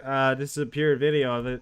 I've got no idea because I can't see what the explosion is, so it's not really useful, but we're getting videos from it. If you have another video there, you can see an explosion happening. Right there. I mean, this is beyond insane. Well, internet has really nothing to do with guidance. I mean, if anybody checked out Starlink, did Starlink fucking turn off or something like that? Because Starlink, by the way, if Starlink turned off, that would mean that Pentagon has just turned Starlink off, because the Starlink is controlled by Pentagon now. So, I mean, yeah. No, I don't think so. I mean, this could be air defense systems going off as well.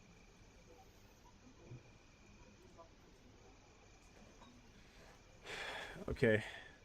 Joe Biden will hold meetings with the leaders of 5 Central Asian countries in New York. The president of the National Security Advisor, Jake Sullivan, Canada introduced a new package of sanctions against high-ranking Iranians responsible for massive human rights violations, is reported by the Minister of Foreign Affairs. Iranian government expects Ukraine to submit an action plan regarding effective measure to control the export of agriculture industry. Press release from Iranian. Thanks for Flash for reporting that. You watching a Starlink? Yeah, I've been on there. Yeah. If there any drops in it, because you gotta look for the drops. If there's like a drop in the international wide, because they would have to turn it off. If they turn off a whole country, it's gonna drop, you know. And they can't control every single one of them, so they would have to turn off the whole fucking shit.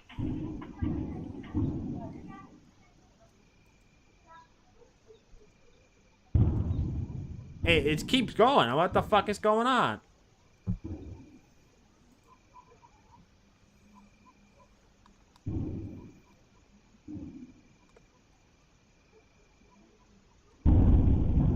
Yeah, again, what the fuck?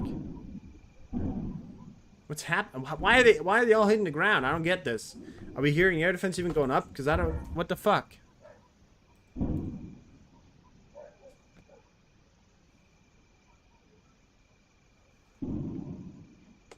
Yesterday, a lot of satellites flew over your head. Well, they could be Starlink. I mean, there's thousands of them up there. Oh, listen. You heard that? You heard that? That was over Donetsk. It's gonna hit. It's gonna hit. 1 second here. Yeah, there you go. You heard it, Donetsk. You heard a rocket sound right there. And it's gonna hit the ground. I don't know if that just hit, but it's gonna hit the ground. There you go. It's one of those right there. I just heard that swoosh right there. That was from Donetsk. It's gonna go over. What the fuck? It doesn't even sound like air defense is going up. Is air defense fucking down? What's going on? Yeah, when they turned it off yesterday, it was worldwide as well, Tom. That's true, yeah. Well, not yesterday, but today. Yeah, you get, yeah.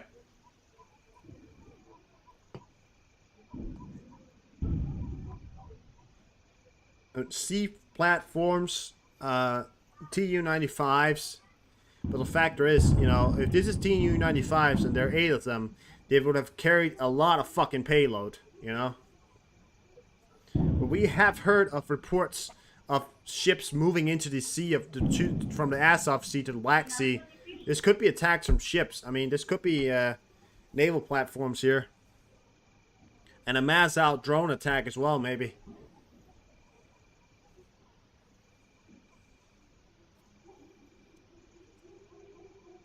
This could be drones and rockets combined here. A mass-out attack of some sort here happening.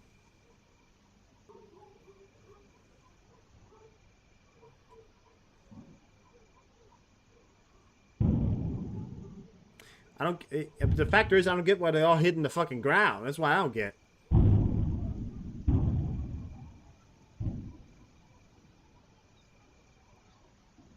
I mean, are they hitting the ground? I mean, they maybe exploded in midair. This could be what we're hearing, something exploded in midair. We don't know. Kids and babies, yeah. I don't even know. There's no videos of air defense going up at all.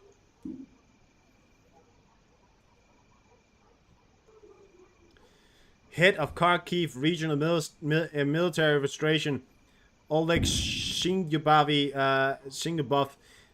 The occupiers are attacking Kharkiv. Stay in shelters. This is what their reports are coming in. Damn.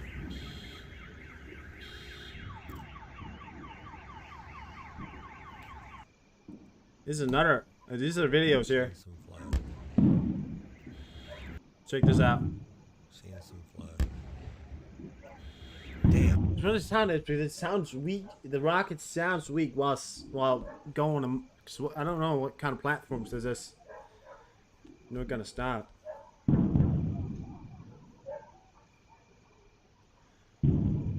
Well, it's very unlikely that the Russians are targeting the. Very unlikely the Russians has gotten all of the air defense systems because the air defense systems are not mounted things. They're moving around all the time. And modern air defense systems are moving around all the time. They're not mounted.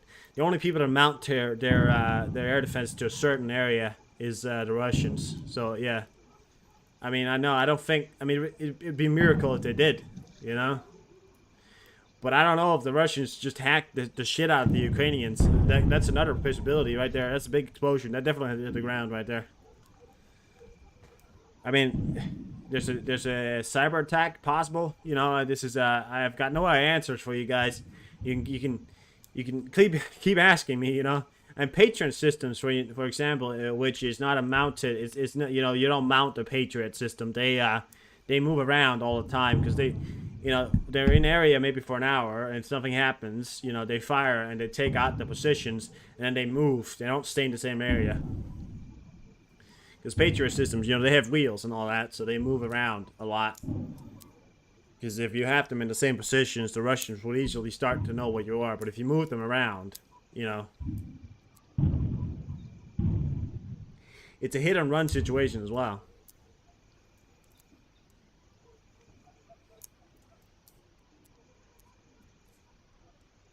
Is because the S-400, which is the Russians are using, are so fucking massive, and they take time to deploy that they can't move them as well, you know. So you know the Russians S-400, you know, those massive silos they got, they're in some ways effective. However, they take so long to fucking move and get out the way that you can get the position, and the Russians, they don't bother moving them. So you know that's why they've taken out the S-400 systems, because the Russians they don't bother moving them. They mounted in an area, they haven't moved them since.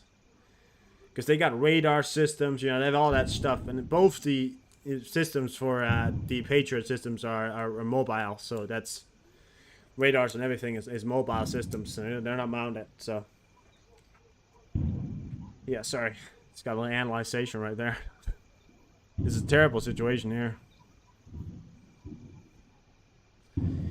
Yeah, we're certainly nearing the 60, 70 mark here or something like that. I don't know, maybe the 50 mark here, but we're getting close to a very significant amount of explosions. This attack right here certainly seems like something that's been in the works for a while, because it is a mass out attack of some sort of maybe ground-based naval air systems.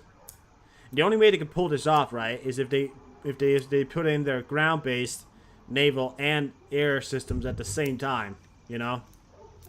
I think the Russians got a little bit mad because they've now lost so many fucking ships, you know. Oh, hear that? Listen, Donetsk, you heard the sound. You heard the sound. Whoosh. There you go. Yeah, landing Kharkiv right there.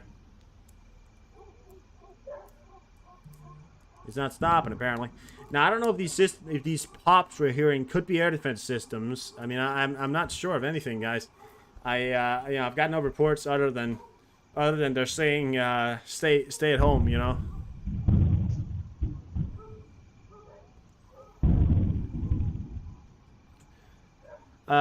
Kharkiv is currently being decently okay, doesn't make sense. Bombed by S-300 missiles. At least 5 missiles has been launched into the city. A series of explosions have heard. 9 Russian Tu-95s are further inbound to launch batteries over the Caspian Sea. So they're not done, guys. You know, what he's saying right here is that there are, this is 1 minute ago, and he's saying that there are 9 Russian Tu-95s that aren't even in the fucking launching sites yet, so this is gonna be an ongoing thing for the whole fucking night, it appears.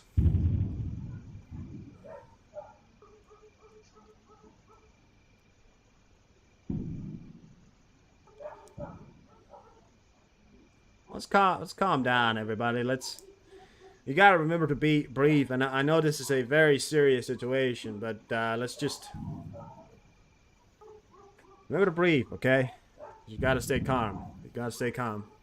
I know it's a situation. You're frustrated. You can't do anything, but you know we also have to. I agree with you, you know, but it's I get being mad. I'm mad as well, but you know, I just gotta, you know. That's another thing, Patrick. There's no fucking air defense going on, you know. And there's air defense going on for like 2 seconds, and then you know they stopped. Like there's no air defense going on. You gotta breathe, you know.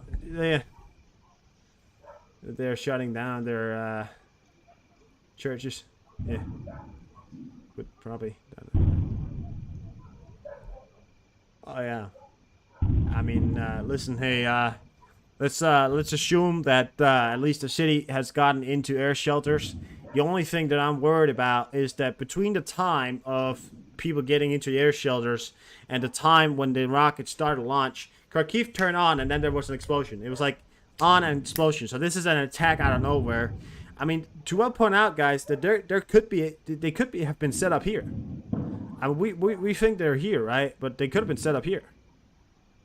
The Russians could have driven it down here and actually set it up here. So this is another thing right now. The Russians could have easily set up systems right here. Yeah. Because you know you gotta imagine that the distance from here to you know from here to here is less than from down here to here. You know. But they're saying it's from S300 systems, so I don't know where they're based at. It's a lot there. It's a lot. I can't even go on with my things here. I wanted to go on. I've got so much fucking stuff to get through. I fucking regret getting so much stuff in because I've got so much fucking shit. I mean, it's insane. I also think that I want to bring you something here, and we're gonna, I'm gonna say this: Russian Navy Admiral Grigorov Kichiv class frigate Admiral Makarov was spotted in the harbor of Sevastopol on September 15. The satellite image shows a ship is being driven by 2 tugboats, so they could be as well. You know, this is the second ship in 2 days the Russians has lost, or at least been damaged. So check that out. That's from yesterday as well. This is another ship that's been damaged.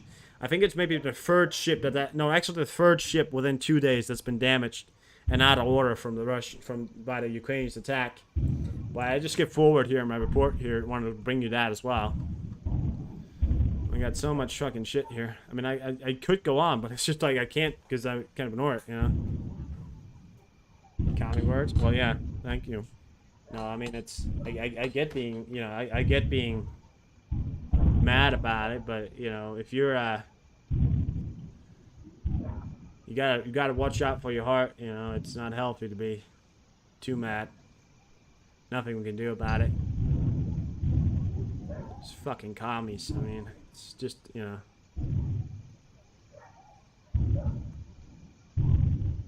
we're here for your history. Well, thank you. What the fuck is that? I mean, what the fuck is it? Because that consistency right there could very easily be air defense systems, anti-air guns going up. But I don't know what the fuck. I mean, how can any attack be that scale? A continuous, hit on ground targets. I mean, how can something be that consistent? And even if it's air defense, right? Even if it's air defense, how come that they're still firing? Because if they're still firing, there's still missiles flying. So if that's air defense going up, that's still insane to think about. This is, and yeah, gotta hear it's live, completely live. Clock is 1 a.m. in Ukraine, or for those who who are from the European side, it is still 1 a.m. Oh, yeah, you hear the whoosh from Donetsk there. There you go, that might have been that one. I mean, fucking Christ. I can't tell you because I don't know. I mean, we still have 8 Tu-95 bombers coming in, you know? Tu-95 bombers to carry a lot of payloads. So this is not a, you know, guys, this is not done. You know, this is not done. This is going on. It's gonna probably go on all night, it appears. At least for about a fucking hour. I mean, it's going on for half an hour soon. We're nearing the 100 mark, probably. I don't know, but it's getting up there. It is extreme right now. Probably getting close to that 100 rocket mark. So this is, now they're calling an air raid all clear in Dnipro. Right. Okay. Well, that could be air defense we're hearing in Kharkiv then. I don't know. What the hell is going on? How are they calling air? How are they calling all clear in Dnipro?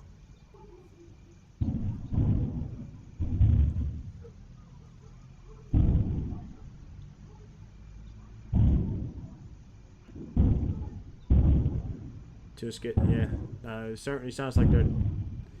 I mean, that's not somebody moving something around. Cause I mean, if that was somebody moving something around, that'd be one heavy thing moving around there. You know? What the hell? What? Moving artillery? But the thing is, if that was artillery, we would have been able to hear it constantly, and that's very, you know. You reckon they got like HIMARS systems in the area? Maybe we're hearing HIMARS systems. I don't know. Air defense, and they're too busy responding to what is going on. Yeah, but I don't get it because they're calling off. They just called an all clear in Kharkiv, but we're still hearing something. How the fuck did they call an all clear in Kharkiv, and we're still hearing stuff going on?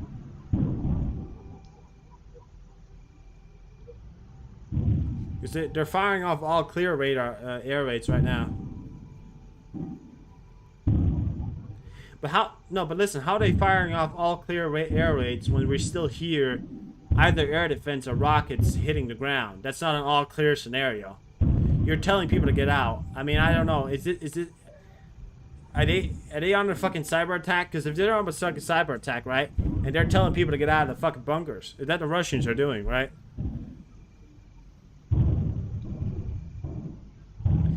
I don't know. I mean, we hear explosions or air defense. If air defense is still going on, if there is still air defense going on, it's not all clear, you know? And now they're calling it all clear? No fucking shit. No bullshit. Fucking bullshit they're calling it all clear. Oh, now that sound just got off. Oh, there it is again. Is that sound glitched? I mean, is it glitched? I don't know.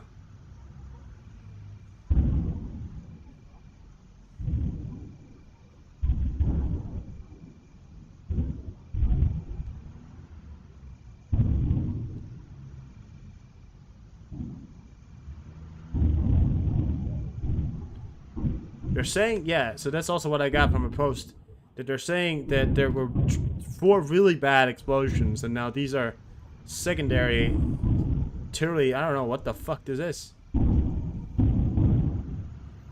It's fucking bullshit they're calling it all clear. That's not the Ukrainians calling it all clear. Listen to it. That's not all clear, you know? That's not all clear. That can't be all clear. How could that be all clear? It doesn't make sense. It makes no fucking sense right there. How's that an all clear? I mean, they're telling people if you got an all clear, you're free to go out of air raid shelters. I don't know what they're doing. If something is exploding or something like that, I don't know what we're listening to. Is it on this one as well?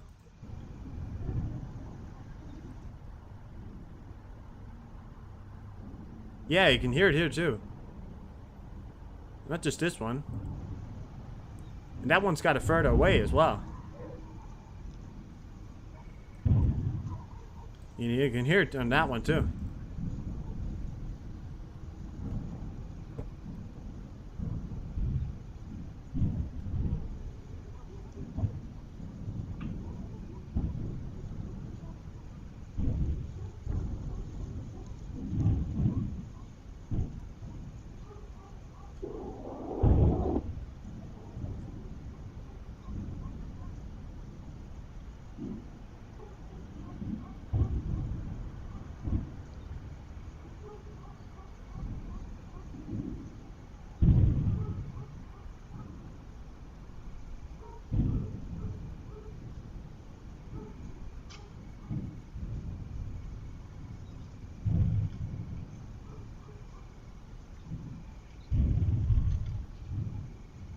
Someone hitting a trash dumpster? That's got to be one strong person if they're hitting a trash dumper. I don't know what the fuck's going on. I mean, are we hearing a repeat? Because if that, maybe the camera's fucked up, right? Maybe the camera's fucked up. That could be a reason.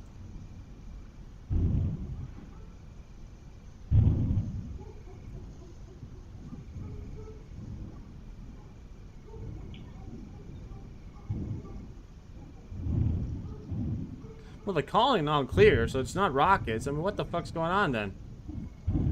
Is somebody making a sound? I mean, how's somebody making that sound right there? That's what I don't get. How's somebody making that sound?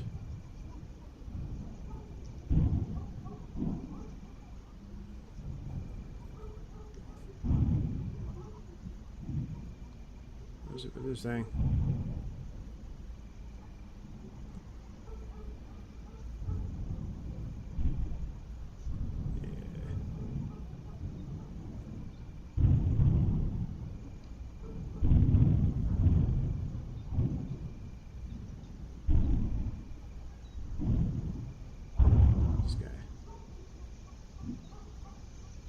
I don't know what the fuck's going on. Well, we're gonna go on with the news here today. So, two previously undocumented losses of vehicles in the potent and modern Russian S-300 V4 long-range defense system in Luhansk Oblast. 9A83 M2 transport erector launcher and radar. 9A842 launcher loader vehicle has been spotted here, and these are in areas that the Ukrainians advanced to. So you can see these are two former systems that has been damaged. I think this one is the... That one's got to be the launcher there. That's probably the radar system there. Going just as nuts as we are. Really? Okay. Well, so it's not just this one then. That's good. I wouldn't know, because this guy, followed that guy for years. Alright. We got two of these wreckage right here. It was a long time ago, but it's also just, yeah. So this is something they've been covered. The small missile ship Samum of the Black Sea Fleet is towed to port after being hit at an experimental Ukrainian naval drone of the Sea Baby type yesterday. It's called the Sea Baby. Yeah, it is. A naval drone attacked an enemy missile ship near the entrance of Sevastopol Bay. Sea Baby hit the right path of the vessel. As a result of significant damage, Siam lost course. So this is another image that we got from the side of it. That's the image I showed you earlier. Oh, he's hearing all the booms as well? Thank you, Rose. So these are images I got from it as well. I mean, I got to go on with the news. I mean, I know you guys want to... I mean... So we had the image from the top. This is an image from the side, and this ship is also have been attacked here in Sevastopol, it appears. So they're not stopping. The Ukrainians, they're still going with it. Oh yeah, I had another video here. Occupied Kamyanka, a Russian stronghold, has reportedly been hit. We have another one here. These are, I mean, this could be retaliatory attacks from all these attacks that apparently has taken place in Russia, because check this out. Check this out right here. This is a stronghold in Russia that's been attacked. I'm gonna be here all night apparently, huh? This is a mass fire bloom here, but it's been attacked. This is a Russian stronghold. I guess they mean really fortified area has been attacked in Russia as well. This is from earlier today. Quite the sight, right? Quite the sight. Are we calming down now? Nope.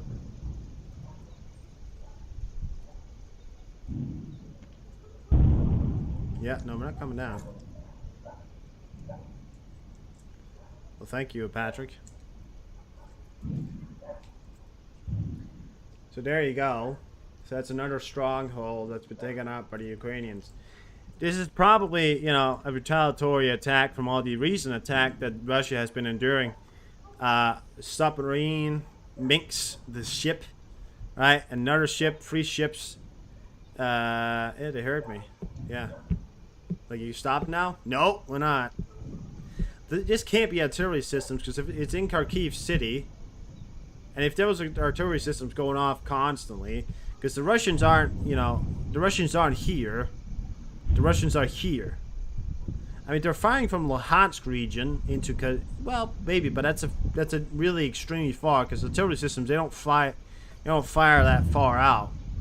You know, I mean, artillery systems can't fire from Luhansk region to the Kharkiv region. You know, that they don't do that far out. They do, you know, like that. Because looking at a map, you may think it's a short distance, but for an artillery system, this is not, you know, this is not a short distance, right? Here's quite a far distance from here to here. You know, you need some kind of automated systems or rocket system or something like that.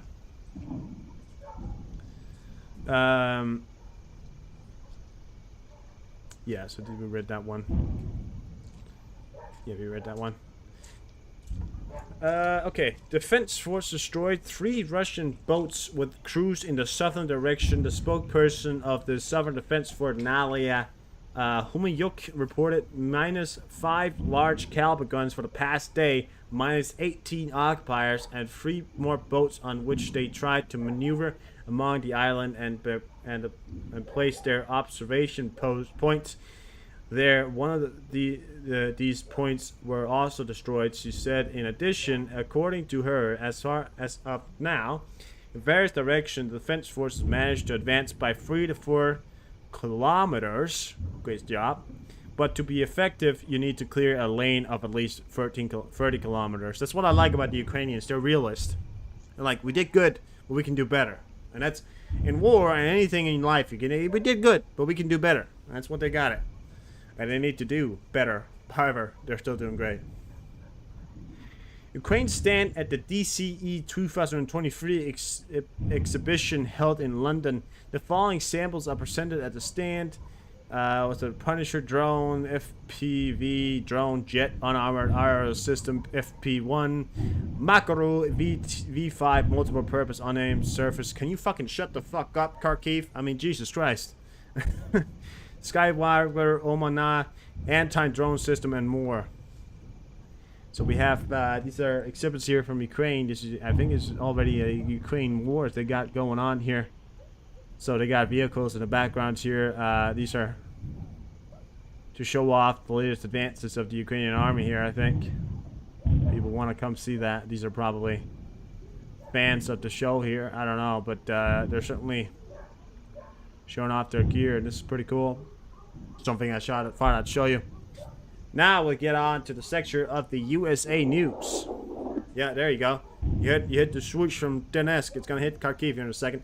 Why the fuck is it that I'm hearing rocket sounds from Donetsk and they're saying it's all clear in Kharkiv? What the fuck's going on? Okay. I don't know, dude. I'm fucking anxious now because holy shit. I mean, if they've got it's some kind of cyber attack, I don't fucking know. The U.S. will increase the volume of production of 155 millimeter ammunition to 100,000 per month. Now, it is important to note, and I'm going to read this here next time, this one here. The U.S. plans to increase the volume of ammo production for the needs of Ukraine. This was announced by the U.S. Deputy Minister for Arms Production, William LaPlante. Routes reports in 2025, the United States plans to increase the production of 155 millimeter artillery ammunition to 100,000 shells per month. According to him, now 28,000 of them are produced monthly. These are already twice as much as a few months ago. So that's going forward, and of course they should have done this a long time ago, but it's a start. So good job there. Holy fucking shit. Okay. Zelensky and Biden will meet on the 21st of September. Biden will host Zelensky in the Washington next Thursday. And this was reported by the White House. So you don't get more truth than that. Okay. Now on with some better news here. Blinken says it's up to Ukraine how to use U.S.-provided weapons. While Washington does not encourage nor enable Ukraine to see U.S.-supplied weapon systems outside of the country, it is fundamental key decisions how to use these weapons, United States Secretary Anthony Blinken said at a press conference. So, guys, don't target Russia. However, you're allowed to if you want to. I don't get what you're saying. So you're saying we should attack Russia but not attack Russia? Well, no, we're just saying that you can't say that we said that you can attack Russia. However, you can attack Russia as much as you want. You just not say that we said, yes, we didn't want you. So, yes, there you go. That makes a lot of sense, right? No, but it's cool, you know. So that's what they're doing there. National Security Advisor Jake Sullivan said that a new military air package for Ukraine is expected. We are always preparing a new military package. We do this every couple weeks. There will be announcement of additional weapons and capabilities at some point next week. I've got the guy here along with that video right there. How long was it? Oh, it's 21 seconds. We're gonna watch Anthony. No, it was Jake Sullivan here. I know you're not a big fan of him, but some are. We are always preparing a new military package for Ukraine. As you know, we do these presidential drawdown packages. What the fuck? I mean, what the fuck's going on? What the fuck? I think you can anticipate that there will be a further announcement of additional resources and capabilities, additional weapons to go to Ukraine as they continue this counteroffensive and to defend against Russian attacks at some point next week. We are all. So yeah. So this comes out from Jake Sullivan here in the White House. Thank you very much, Jake Sullivan. You're welcome. Thanks so much. In the temporarily occupied Tormak, the location of enemy equipment on the outskirts was destroyed. The mayor of Melitopol, Fedorov, reported. The sounds keep repeating the same sound as someone is making the noise. Yeah. Well, how would somebody make that noise? Rockets sound the same. But yeah, I don't know if it's on loop right now. I don't fucking know.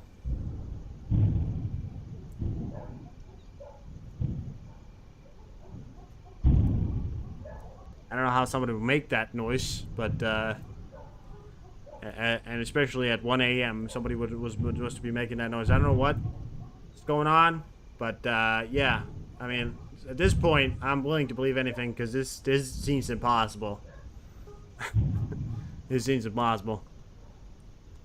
We got the image of where they said that they, well, so this is the area and this is where they have the Ukrainians apparently destroyed. Outskirt was destroyed, so this is the area there. Pretty cool, pretty cool. Alright, we have North Korea and Russia news. North Korea's Kim Jong-un arrived in Russia primarily on his armored train in hitting a dumpster. No, I don't think somebody's at 1 a.m. in Ukraine out there hitting a dumpster. But, yeah. Russian Defense Minister Shoigu showed Kim Jong-un Kishai and Caliber missile system. Kim also inspected Russia Yudilov-class Frederick Marshal Shabakiv.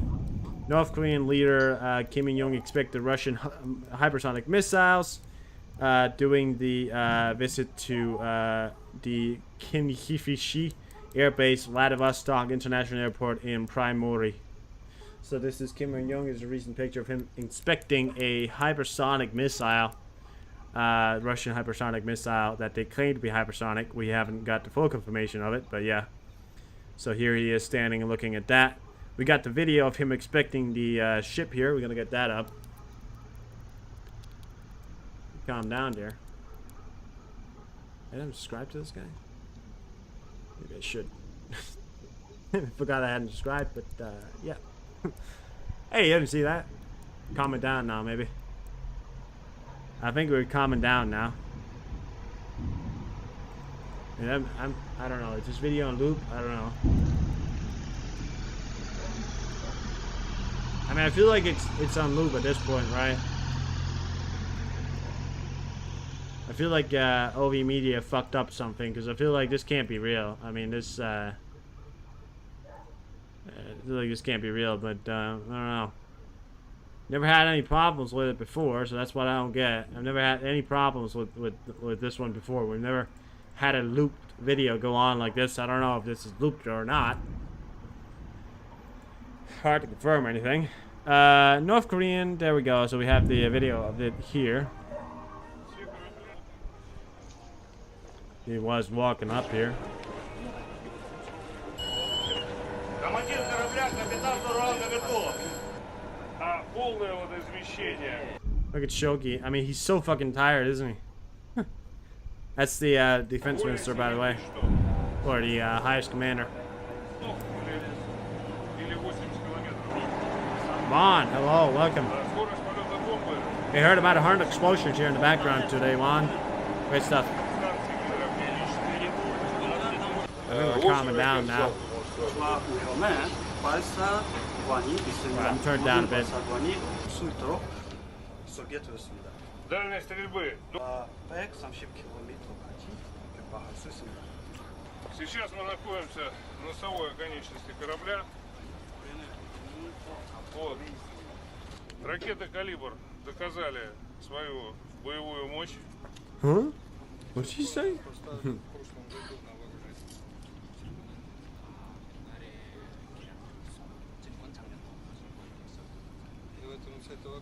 Reading the comments? Yeah. Comments on the video? Внимание, ГКБ. Находимся на главном командном пункте. Yeah. Yeah, it's that day. Not a fun time. Корабль находился в дальней морской зоне, в районе Гавайских островов. В составе отряда боевых кораблей Тихоокеанского флота. He's the naval commander, I think. The guy on the right. Товарищ председатель, рулевой управляет кораблем по курсу. I think he's coming down here in a day. Oh, comments on our chat. Yeah, I know. I fucked up. Да-да-да. Okay. Да-да-да. Как задается руль? Да. Автоматически или на маске? Не, автоматически. Ready. Look at that guy. Look. I mean, look at that guy right there. Look at that guy. Have you ever seen someone who's more uncomfortable in a more intense situation than this young man right here? Look at that. He's got Kim Jong-un on one side and Shoki, the Russian defense minister, and the naval commander in front of him. Have you ever seen somebody and his wife there in the background? I mean, it's just... That's insane right there. I don't think I've ever seen somebody who would be that uncomfortable in this situation ever before. I think we're calming down here in the background in Kharkiv.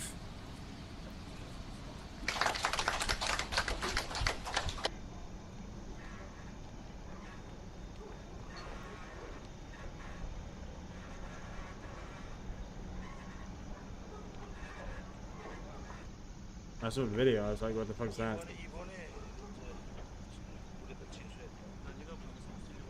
Yeah, he was looking, very scared. It's like, holy fucking shit, holy shit. But yeah, this is from his visit. He's still in Russia, I think. I'm not sure, though. I still think he's in Russia. I think I got some more from got some pictures of Kim Jong-un. He's been around testing out these equipment here, and here he is inside a what appears to I think it's an SU, I don't know, 37 25, I don't know. I'm not so versed on my jets here, but I think it's the one they call the Duck or something like that. Got the checking out all these kinds of equipment down here. Look at that.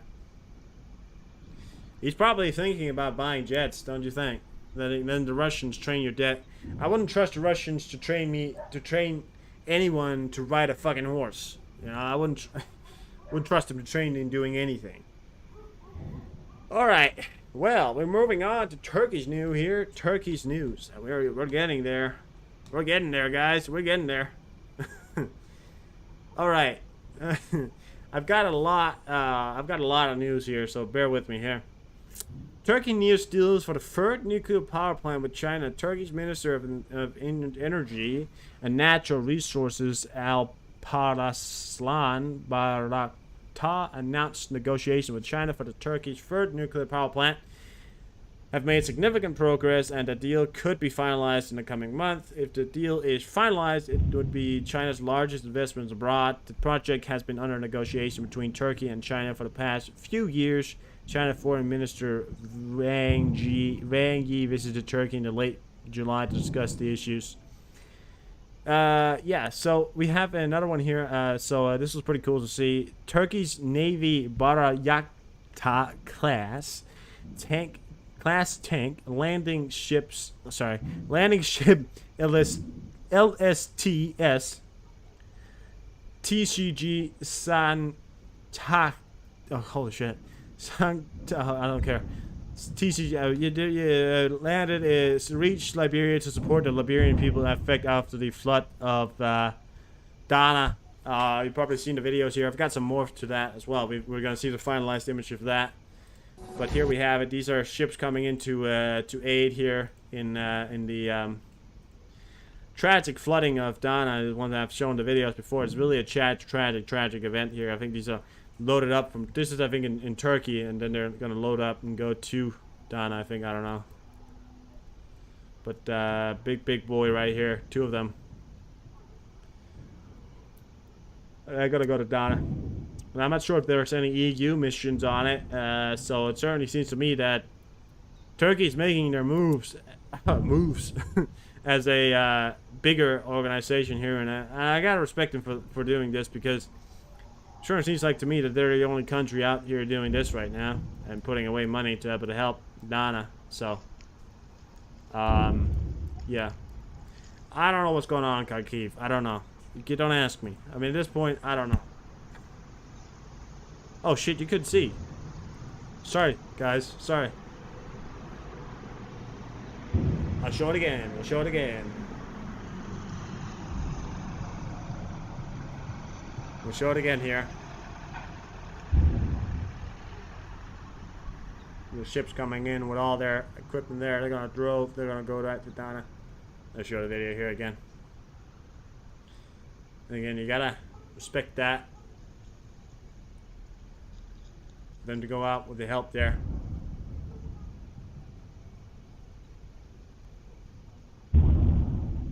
At Turkey, they like branding, which is one thing. They put their name of everything. You know? They like them to know.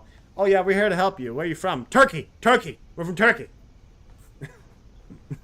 Look at our giant flag on our wheel and our vehicles and everything. We're from Turkey. Look at the flag. They like to boast around where they're from.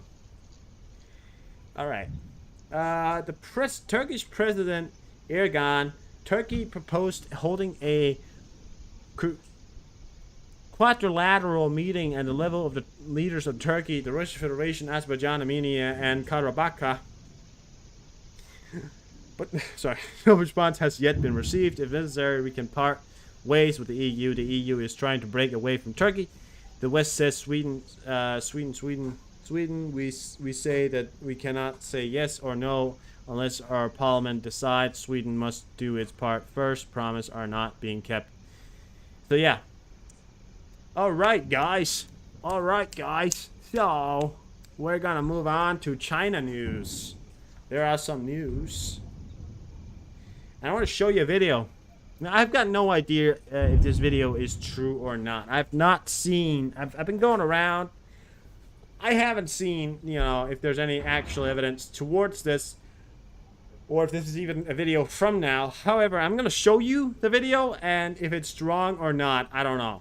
But this appears to be a convoy of shit ton of tanks moving from the main. I don't know what it's from, but it appears to be moving. They said towards the coast. And then they said, is China getting ready to invade Taiwan? Because they look at the amount that they're moving right now. And I don't know if this is going to the Russian front. If this is going to the Russian front, Alright, but if this is going to the coast or anywhere near that, I mean, look at the amount, you know? It's the only thing I hate about China is that they have so fucking much, you know? That's the only issue with China there. They have so much, it's endless, you know? And this looks like personnel as well. So I feel like, you know, the caravans in the middle, either that's cargo or personnel, but look at it, it keeps going, you know? Keeps going upwards there. So I have no idea if this video is even from now, if it's from late, if it's from anywhere. And by the way, I just want to point out that this right here is supposed to be from the glorious China. Take a look at the car park in China. I mean, it's not really, I mean, look that maintained, does it? Yeah. I don't know what the fuck's going on in Kharkiv right now, guys. I don't know what's going on. You guys saw that video, right? I remember to click it, right? You guys saw it, right? Cause I forget if I clicked it. You saw it, right? You saw it. Show it one more time here just to make sure you did. So up there, tanks, personnel. Oh, you don't see a video? Oh shit. I forgot to show it one more time. Here you go. I forgot to show it. So here you have it. Shit ton of tanks. And again, the only thing I hate about China is they have so much. I have no idea if this video is even from now. I have no idea where this video is from. I haven't heard of these, but I'm looking into it. But check this out. I mean, this appears that the first of them are vehicles for personnel. At least those two are. These are tanks. You can see the barrel on it. Personnel, probably. And tanks just keep going up there as well. Yeah. Alright. No, well, now you've seen it. I keep forgetting I have to switch it around. Sorry. Now you saw it. Alright.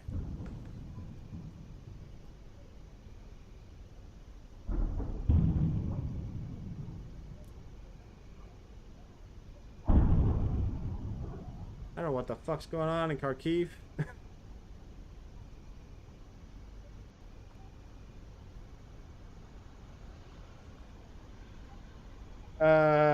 Yeah, okay. Now I wanted to show you a video because I'm not sure how many of you have seen HIMARS systems going off. I wanted to show you a video because I know you haven't, Witchy. But it's a pretty cool video here of some HIMARS systems going off here in action. Check this out. Огонь!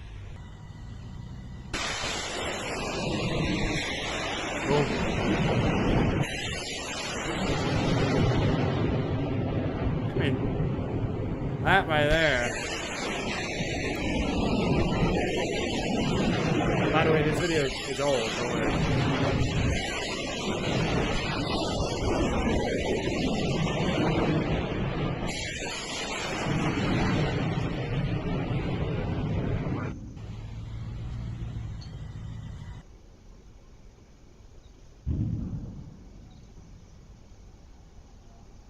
We'll still be there tomorrow? What are we talking about? The sound or these? No, the HIMARS systems? No, they're not going to be there tomorrow. Don't worry. They've moved way beyond that position. Don't worry.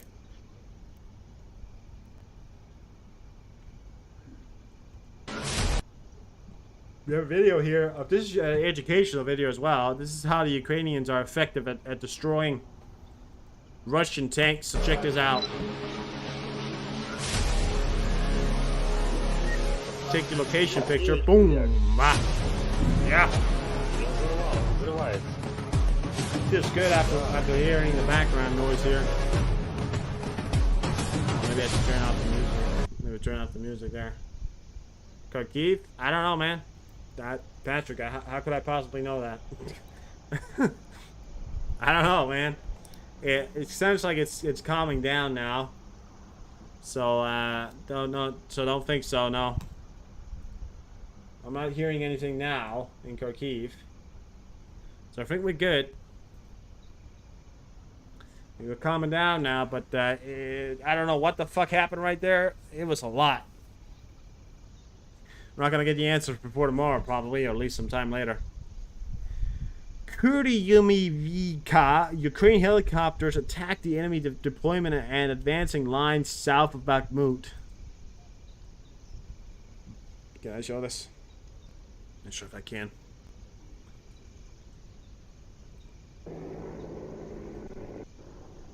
Oh yeah, I can.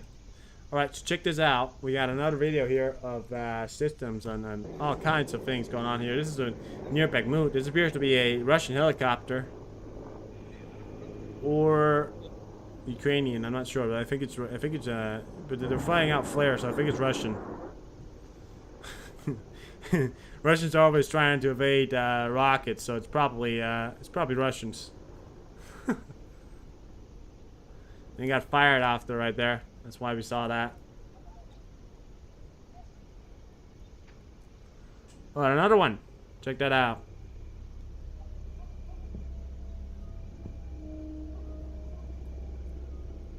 Is it maybe it's Ukrainian versus Russian?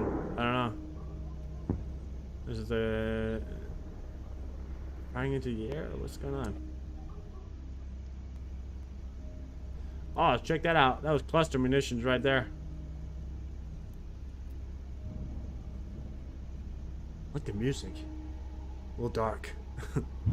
That's cluster munition right there.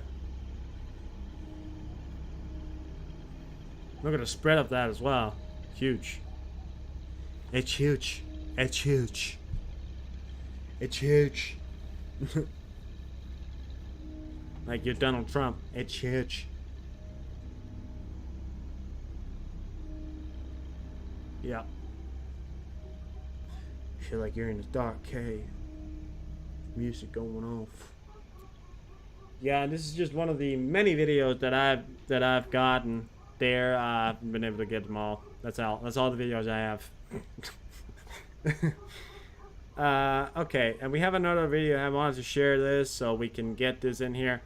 Roman Demchuk, a young defender from the Lviv region, died in the war with the Russian invaders. He went to the front to defend his motherland from the invaders. The families understood the decision and was proud of him. Unfortunately, the brave warrior was not destined to return alive. Roman took his last fight on September 10th. Roman Demchuk will forever remain 20 years old. Bright memory of the hero. So here we have a picture of this guy right here. So thank you for your service. So I'll give a round of applause. True hero. Every single one of them is unfortunately again is one who will not be returning home, but will not be forgotten. So what I'm pointing out here. This is my hero news. Not to single out, of course, there's a lot of Ukrainian defenders that have died, but this is just a story that we got here, and especially because he felt the urge to do it. He was a patriotic man, you know. So, we have another thing here. I've got the satellite images. This is probably one of the final videos I'm going to show you of Dana, unless we, you know, start showing videos of them rebuilding. But I've got the videos here. These are before and after videos here. Take this out. We're going to go from the back here. So this is before and after. That's after right there. I mean, it is just, you know, catastrophic. Look at the damage as well. You know, it is a desperately poor country that is hit by what is possibly, I mean, look at the bridge there as well, what is possibly the biggest natural disaster we have had in, I mean, this trumps what happens what happened in Florida, in the U.S. recently. This definitely trumps that. I mean, it is, you know, it's beyond insane. It's either the level of destruction here. That bridge, you know, all the bridges there, it's just the force of what that river came in with. It's just insane. You know. So we've certainly had to go, but by these videos, right, these buildings right here as well. So check out the building right there. You know, this is from later in the day as well. So check out, so check out how there's a building there. Check out he has that's right there, right? Check out after. That's not there anymore. That got taken away. You know, and the area is over here. See damage up there. It's all the way up. There used to be a bridge right there. It used to be that river's just taking it. It's in the fucking ground now. You know, these countries, they can't just rebuild these things. They take. I mean, they can, but it's just, you know, the money that they have is so limited. You know, and it's a very. Libya is a classified failed state. You know, so it's not. So it doesn't have a lot of resources to do anything. I believe this is also what sparked the migration that we are seeing in Italy here these past few days. These 10,000 people, because these 10,000 people are without home and are very unlikely to be provided any sorts of means of compensation. I mean, their houses are going to be rebuilt. That's very unlikely. They are going to be rebuilt, but it's going to take a while. They're not going to have a home. So I believe this is, in fact, the reason why. You know, so the fact that we want to build a blockade to keep these people out contradicts the idea of us wanting to help them, because they can't, you know, they can't control that there's a massive flooding, a storm that's destroyed their homeland. What do you want them to do? Say sorry? No, it's done. It's still going on in Kyiv again now. Yeah, it seems like that was explosions going on in Kyiv. I don't know what the fuck. I mean, it keeps going. Yeah. So, really beyond insane. Okay.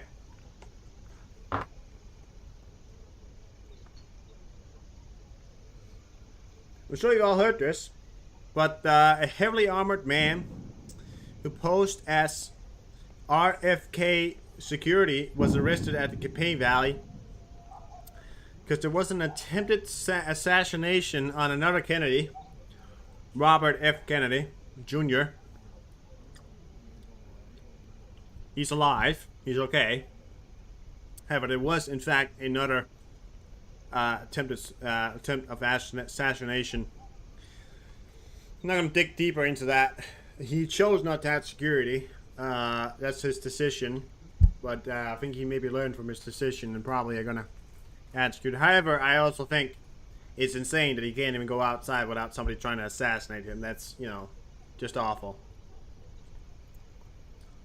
Okay, so we have pictures from a few days ago of the first ever joint military exercise, Armenian Army and the U.S. Army. Check this out, guys.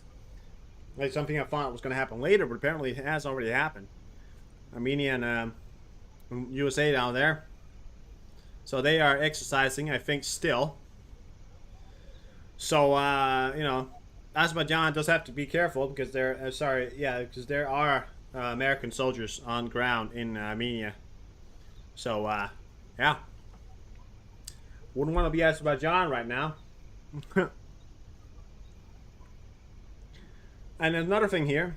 On September 16th, in between 12:20 a.m. and 12:40 a.m., units of Azerbaijan armored forces opened fire from a small arms on the Armenian combat positions near Yekhakunik province. Armenian Defense Minister reports. So there has reportedly been open fire. Comes up from Flash as well.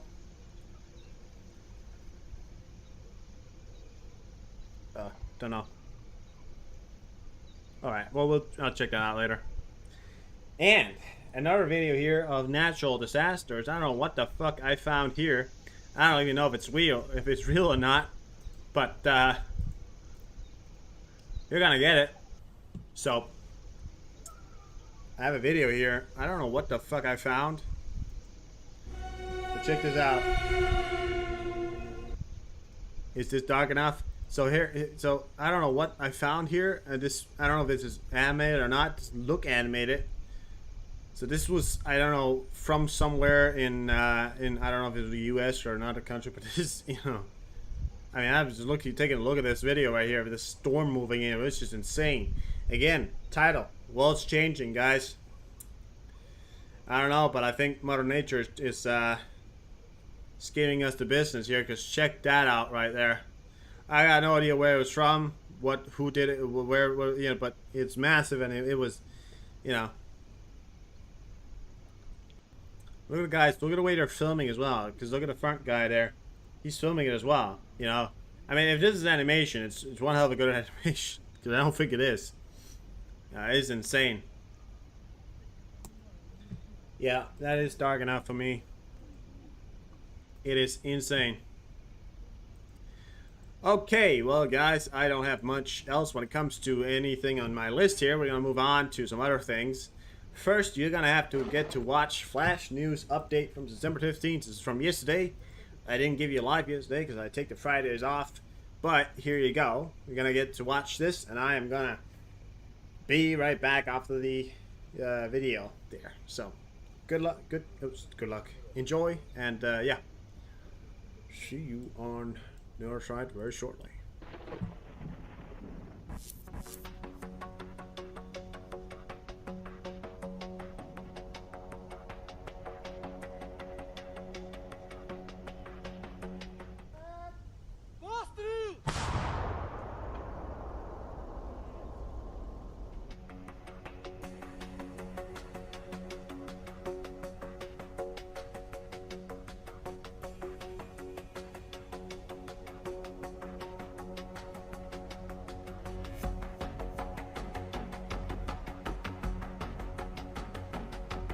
Мы знаем, что группа «Авангарда» находится сейчас в 2 домах.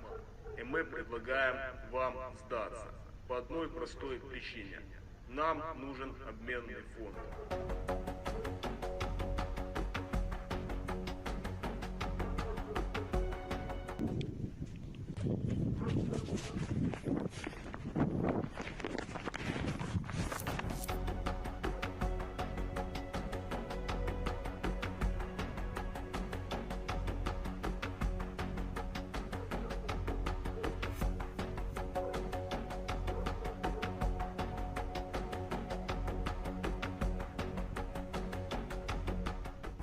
Ми в цьому бюджеті прибрали практично всі розвиткові видатки, капітальні видатки, крім тих, які я анонсував як видатки на підтримку економіки для того, щоб забезпечити фундамент для післявоєнного розвитку. Дорожній фонд, його неможливо ліквідувати, він існує, але він фактично нульовий. Ми заклали кошти на зимове утримання доріг, без цього буде колапс в країні, 3 мільярда гривень на ці речі.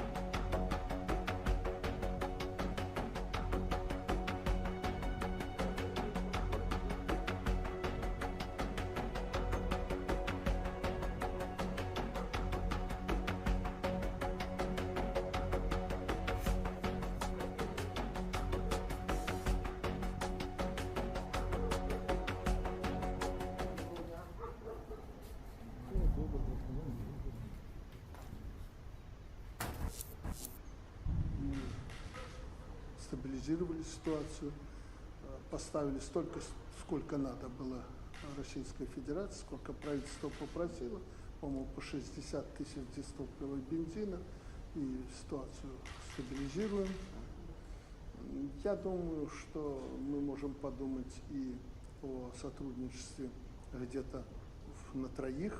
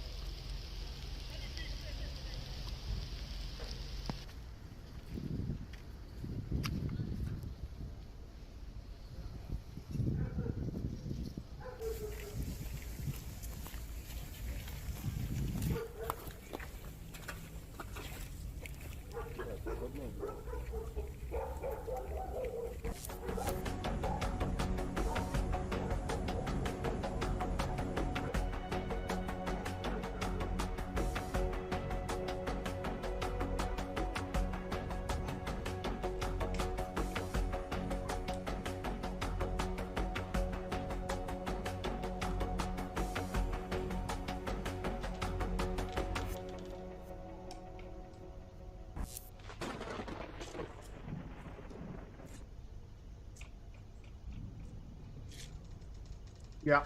So, break's over. All right, guys. Let's check on Deep State. Gonna check out the latest updates, I think.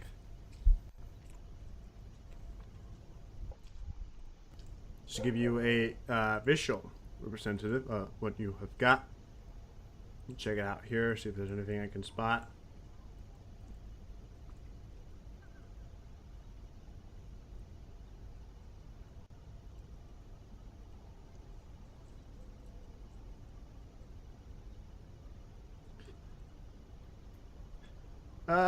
Not massive difference. We've got some movement down here. Seems like they've tried to make 2 pushes here. Making the second push here. Shook the area back here. Upstate, there we got some movement that's over here, it appears.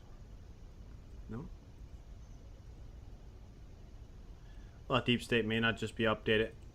Come on.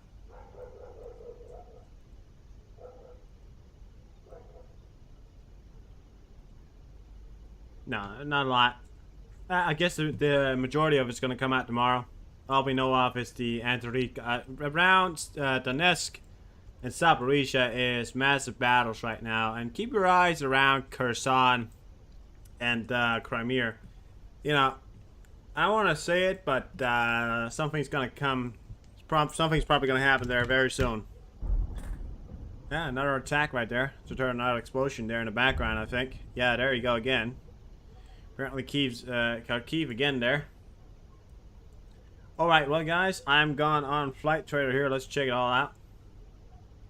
See what's going on. Got a transport plane there, another transport plane. 2 transport planes from China took off. No, nothing really there. Nothing over Europe. Funnily enough, there's nothing over Europe at the moment. Very few planes over the U.S. It's a Saturday, or for me, it's Sunday. For you guys, it's still Saturday, so there isn't expected to be a lot of stuff there. So we got C5, some tankers, Hercules. What's that over here? Albatross. And Douglas KC-10 extender. Very few amount of, very little air activity actually, I would say. So let's get on 88B. 88B probably got a bit more of the juicy stuff. We'll see. They're juicy. We know there's been some fly arounds of the VC, which is the nuke sniffer. It's been happening. I think we can hear Doc scratching himself in the background there. You go ahead, Doc. You scratch yourself. Want to make sure you're all scratched up. That's what you gotta do. Yeah, there you go, buddy. Scratch yourself. There you go. You hear him scratching himself back there. We got a Boeing. We got an Italian Boeing 767-200 close to the Ukrainian border there. A C truck from Poland. A P-8 from the United States still flying around here in Kaliningrad, apparently violating Kaliningrad airspace. However, I don't think. I think these guys are like half. What are you talking about?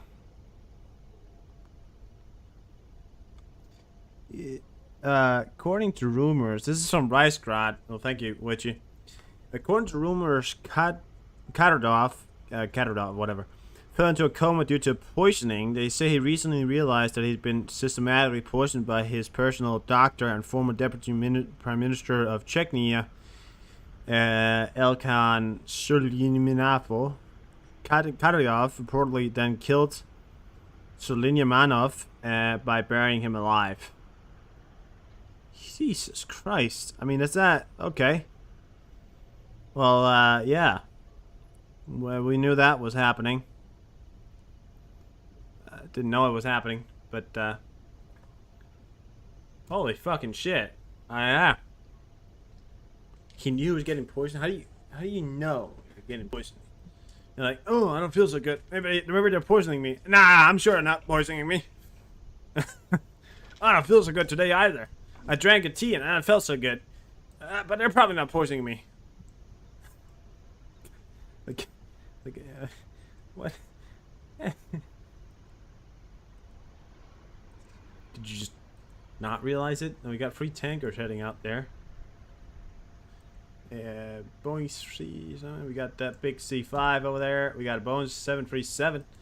A tanker. A 737. Blah, blah, blah, Douglas Tennessee. Blah, blah.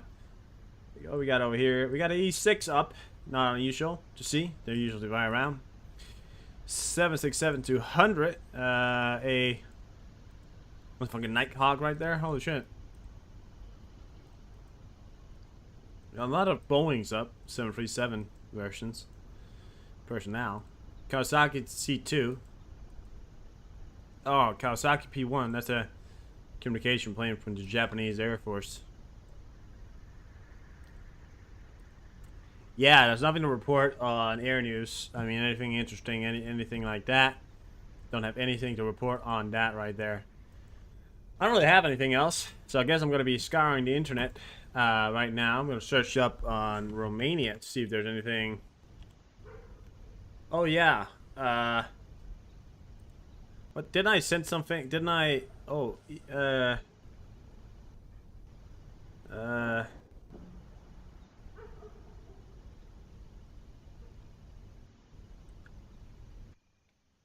you go. September 13. I think I talked about this. Romania moves air defense systems to Ukrainian border in response to Russian suicide drones crashing on their Romanian territory. Sending troops and EOD teams to the border, deploying radar, sensors, and air defense systems, and patrolling the Danube River. So they're not messing around anymore. Is what I'd like to report. They're not liking to fuck around anymore. That's what they got. That's what we got out of that one right there.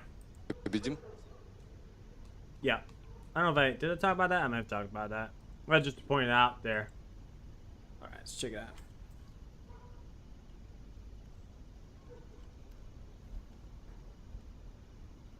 Seems like Kharkiv's turned down a bit.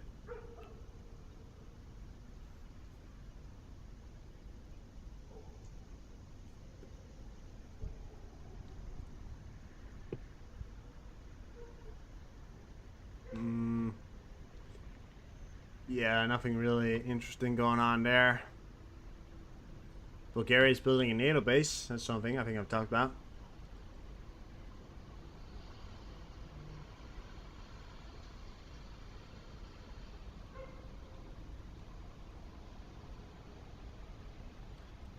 Okay. Let's see, they're not Poland right there. Well, guys, I guess I planned out anything else.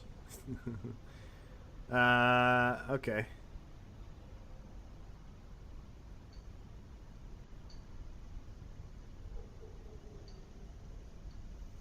Oh my God. A 14-year-old Ukrainian refugee boy has lost his life after rescuing a 14-year-old Polish girl from an oncoming train and train station near Poznan, Poland. Rest in peace, young hero. Definitely rest in peace. Oh my God, that is horrible. Those Ukrainian guys, they just, you know, don't get more heroic people.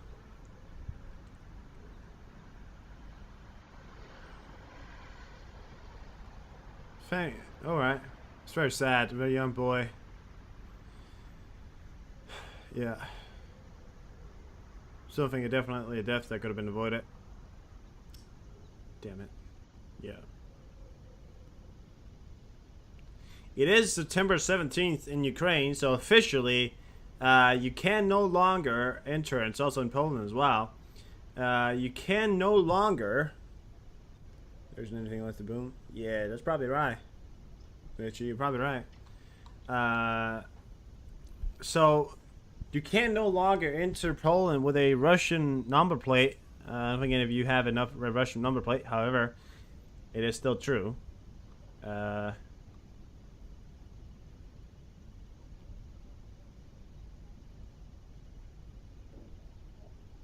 We got more video. We got a picture from... Well, I don't have a picture of it, but got the guys there standing around. That's certainly a sight you don't want to see as an adult, a 14-year-old guy. But apparently it wasn't... I mean, I just sacrificed his life saving a Polish girl from an oncoming train at a rail station, so they can't be here. I don't know. This can't be from the area. That seems... God damn. What a hero, man. You know what? I feel like if I haven't done it today, let's get it going. Fallen heroes of Ukraine will take a moment of silence for not only the young boy who now fell in action, not a soldier, however, a soldier of the people. We need those people, you know, to put their life in danger to save others. So, we're going to take a moment of silence with the taps in the background here. If you don't like it, you don't have to be here. However, I do think you should like it. So here it's going to come up. And I'm going to turn my mic off and take a moment of silence.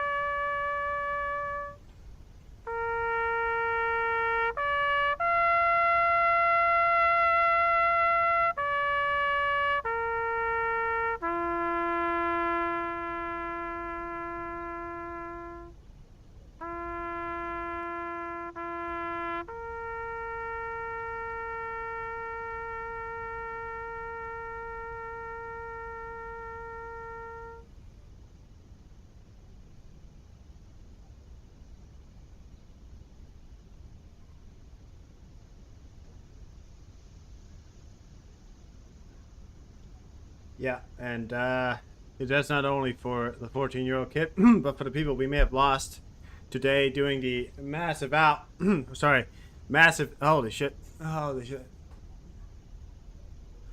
out attack on Kharkiv that has apparently been going on here now. So it is just beyond crazy. what has happened throughout these last days here. Yeah. May he rest in peace. Forevermore.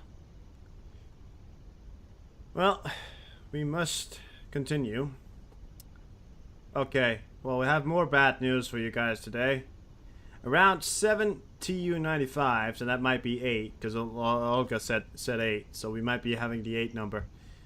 Planes took off from Alenia Airfield, and if the flight was Combat 1, the estimated time of approach of the missiles, depending on the launching boundaries, is around 4 or 5 o'clock. I will not be around that. Yeah.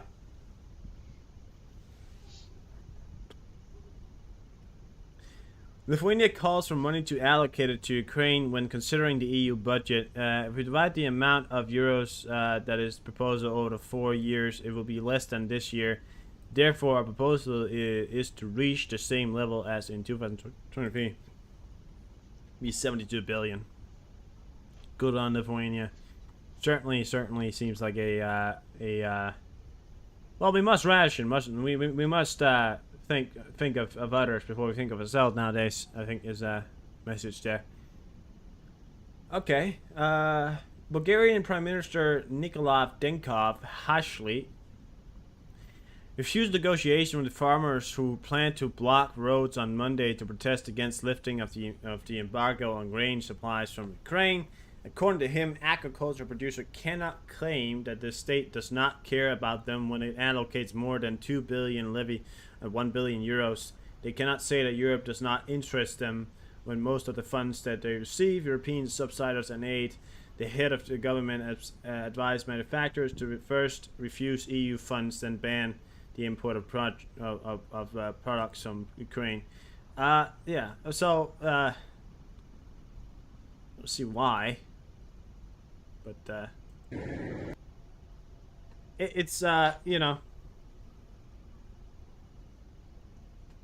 Oh my God! Are you fucking serious? Really?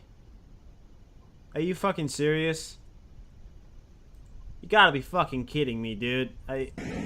What a fucking idiot. No, but seriously, what an idiot. In Turin, Italy, doing a training flight, a plane of the Frise Tricolor aerobatic team crashed. Local media reported. We have a video of it here. Check this out. So he jumps out, plane crashed into the ground. Pilots managed to eject, but the burning plane rammed the car which the family was traveling. As a result, a 5-year-old girl burned to death. What a fucking moron. What the fuck were you doing? What the fuck were you doing right there? No, seriously, what the fuck was he doing? You're not landing that plane, you're crashing into the fucking ground, idiot. Now, what the fuck was he doing? Why was he allowed to even fly if he can't fucking fly a plane? Training plane, what the fuck was he doing? Fucking idiot. No, but what a fucking idiot. I mean, seriously. I get mistakes. But if your plane, I say this again, if your plane is crashing, you don't crash into the fucking airfield, you crash into the fucking ocean. And I don't know if there was any ocean around there, but you don't fucking fly your plane when the wheels on the plane doesn't want to eject. You don't eject. If you get the plane to take off, you go into the fucking sky and you crash into the ocean and eject. That's what you do. Oh my, what an idiot. No, I mean, seriously, I know you don't think I know a lot about that, but seriously, you know. I don't know. I mean, it just seems like an unnecessary thing. It seems like something that could have definitely been avoided. I get that crashes occur, but on the landing field, that means that the plane made it all through its flight path, and then he had to land and he fucked up. Kill the 5-year-old girl. Now, when you fly a jet, and again, in any military situation, it's not for fun, you know? And I want to point out to anybody, especially when people search for the military, you're not there to have fun. You're there to have fun with your people. When you're there to have fun with the friends that you get throughout the way. Yeah, that's true. But when you're on a mission, when you're doing something, you're not there to have fun. You're there to be serious. So you need to 100% focus. You know, you can laugh with your buddies, but when you're on a combat duty, that's not fun. That's serious. 100% fucking focus 100% of the time. You know, so seriously, I mean, that's, yeah, it's stupid, but North Korea may increase supplies of 152mm artillery shells for Russia. The Guardian writes about this with reference to a statement by the head of the U.S. Joint Chiefs of Staff, Mark Milley. Will it make a difference? Skeptical about it, Miller said. Okay, don't know why he would say I'm skeptical about it, guys. I'm skeptical. Yeah, it sounds like a weird way to put it, but all right. Yeah. It sounds, yeah. A lot happened there.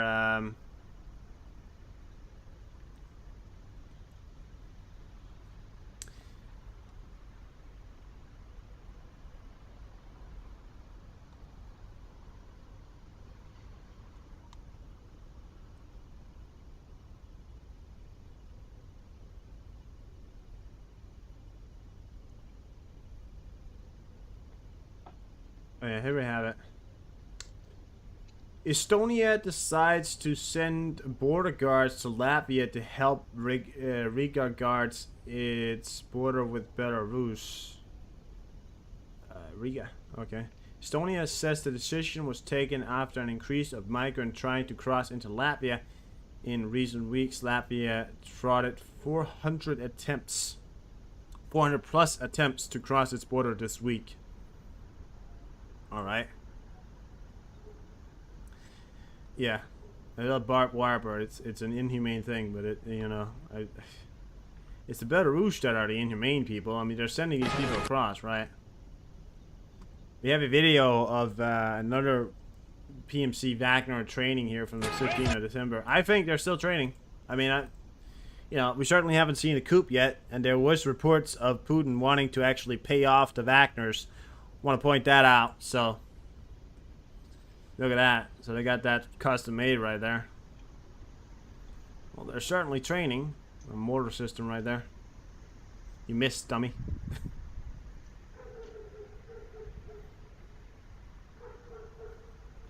Yes, that's how you hold a gun. Yes. That's how you hold a gun. Have you never seen That's How You Hold a Gun? Get it. That's right there. That's how you hold a gun. Oh, that. Yeah. No, that one right there. That'd be ridiculous. That'd be ridiculous. No, you gotta go up there. Well, how's that gonna help with recoil?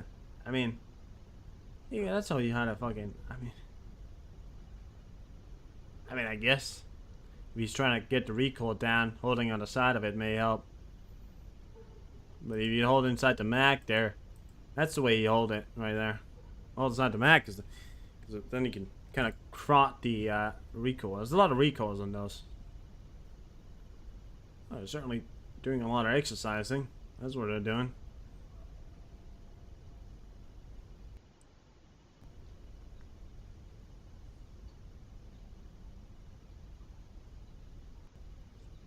Yes. Turn your back to the situation.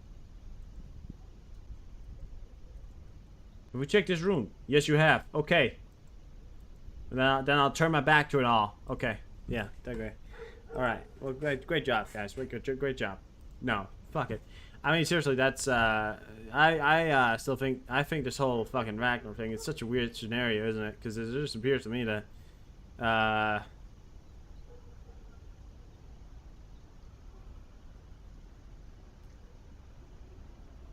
1 сентября в Ельском районе возле деревни Скородные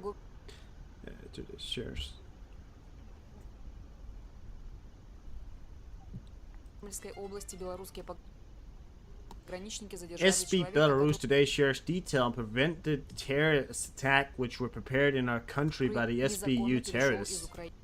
Huh? All right. Well, there's somebody talking about. Let me just watch this video here. There's 1 some subtitles. сентября On the September 1 in Yelsky district near the village of Sokorangiana, в Gomel Киевском районе возле region, деревни Скородная Гомельской области белорусские пограничники задержали Belarusian border человека, guards который detained a man who незаконно illegally crossed перешел from из Ukraine Украины в to Беларусь. Belarus. Это обученный This is боевик, trained агент военной militia, разведки. military intelligence, and SBU agent V. Yashniklev И СБУ Borodin. Вячеслав Бородин. Borodin. Он мне давал упаковку уже Already запечатанную. sealed. Я понимал, что там автоматы, потому что стволы торчали. Об остальном я догадываюсь, что там You're talking about были еще... the Russian, that's SBU, right? Special border? No, what? Взрывных устройств, потому что я их видел Да, у него именно в багажнике в машине. Trunk. Як пауэрбанки такие большие, здоровые, тяжелые. Я в руку брал даже. Он ямку видно, бачите? Gotta be the Russian. Не надо, чтобы куда ни фугаса не впихнули мои кураты. Украинские спецслужбы готовили в Беларуси серию терактов. Скоро Oh, yeah, that's definitely true, guys. Ukrainian special forces are preparing a series of terrorist attack in Belarus. Yeah, that's true. No, it's not. So, bullshit. It's fucking Russian propaganda right there. That's a Russian propaganda channel right there. 100%. The interview was real, but it's probably 100%. Yeah, 100%. That's Russian propaganda right there, because Ukraine is not preparing a series of terrorist attack against Belarus. No, that's not happening. Why would they do that? You know? There's a reason military consent to do that, because it brings Belarus into a war. Ukraine doesn't want to go to a second war. You know, not that I don't think they could hold it out, but, you know, going against, fighting two wars at once, you know, no matter how weak the force is, it certainly seems like a hider. Again, but if they're trying to claim it, if they're trying to claim that the Ukrainians are now have conducted a terrorist attack, if that's what they're trying to do, that makes more sense, right? They're trying to claim that it was Ukrainian, however, it may have been, you know, the Russians. Alright, well, guys, I think I'm going to end the stream here. I don't have any more. I mean, I really don't. Thank you so much for stopping by and being in this stream today. Have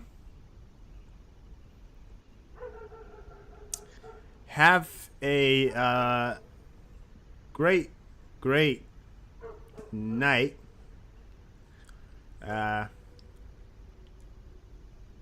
Nose coaster. All right. Well, Desire, welcome. Well, I'm ending the stream here anyway, Desire. So yeah. Thank you so much for stopping by here, and I will see you on the other side with some more news tomorrow. So I gotta fill out another document. I make these documents, you know, throughout the day. That means when I start streaming, that's the news I got throughout the day, and then when I done stream, there's always more news. Like, it's a steamroll of fucking everything just going straight through, you know. So have a good night, and I'll see you tomorrow with some more pages. I didn't think I was going to make the 20. I made 29 pages last 2 hours. I did that with 41 pages before, so there's a lot of news today. Well, thank you so much for stopping by here, and I will see you on the other side. Goodbye.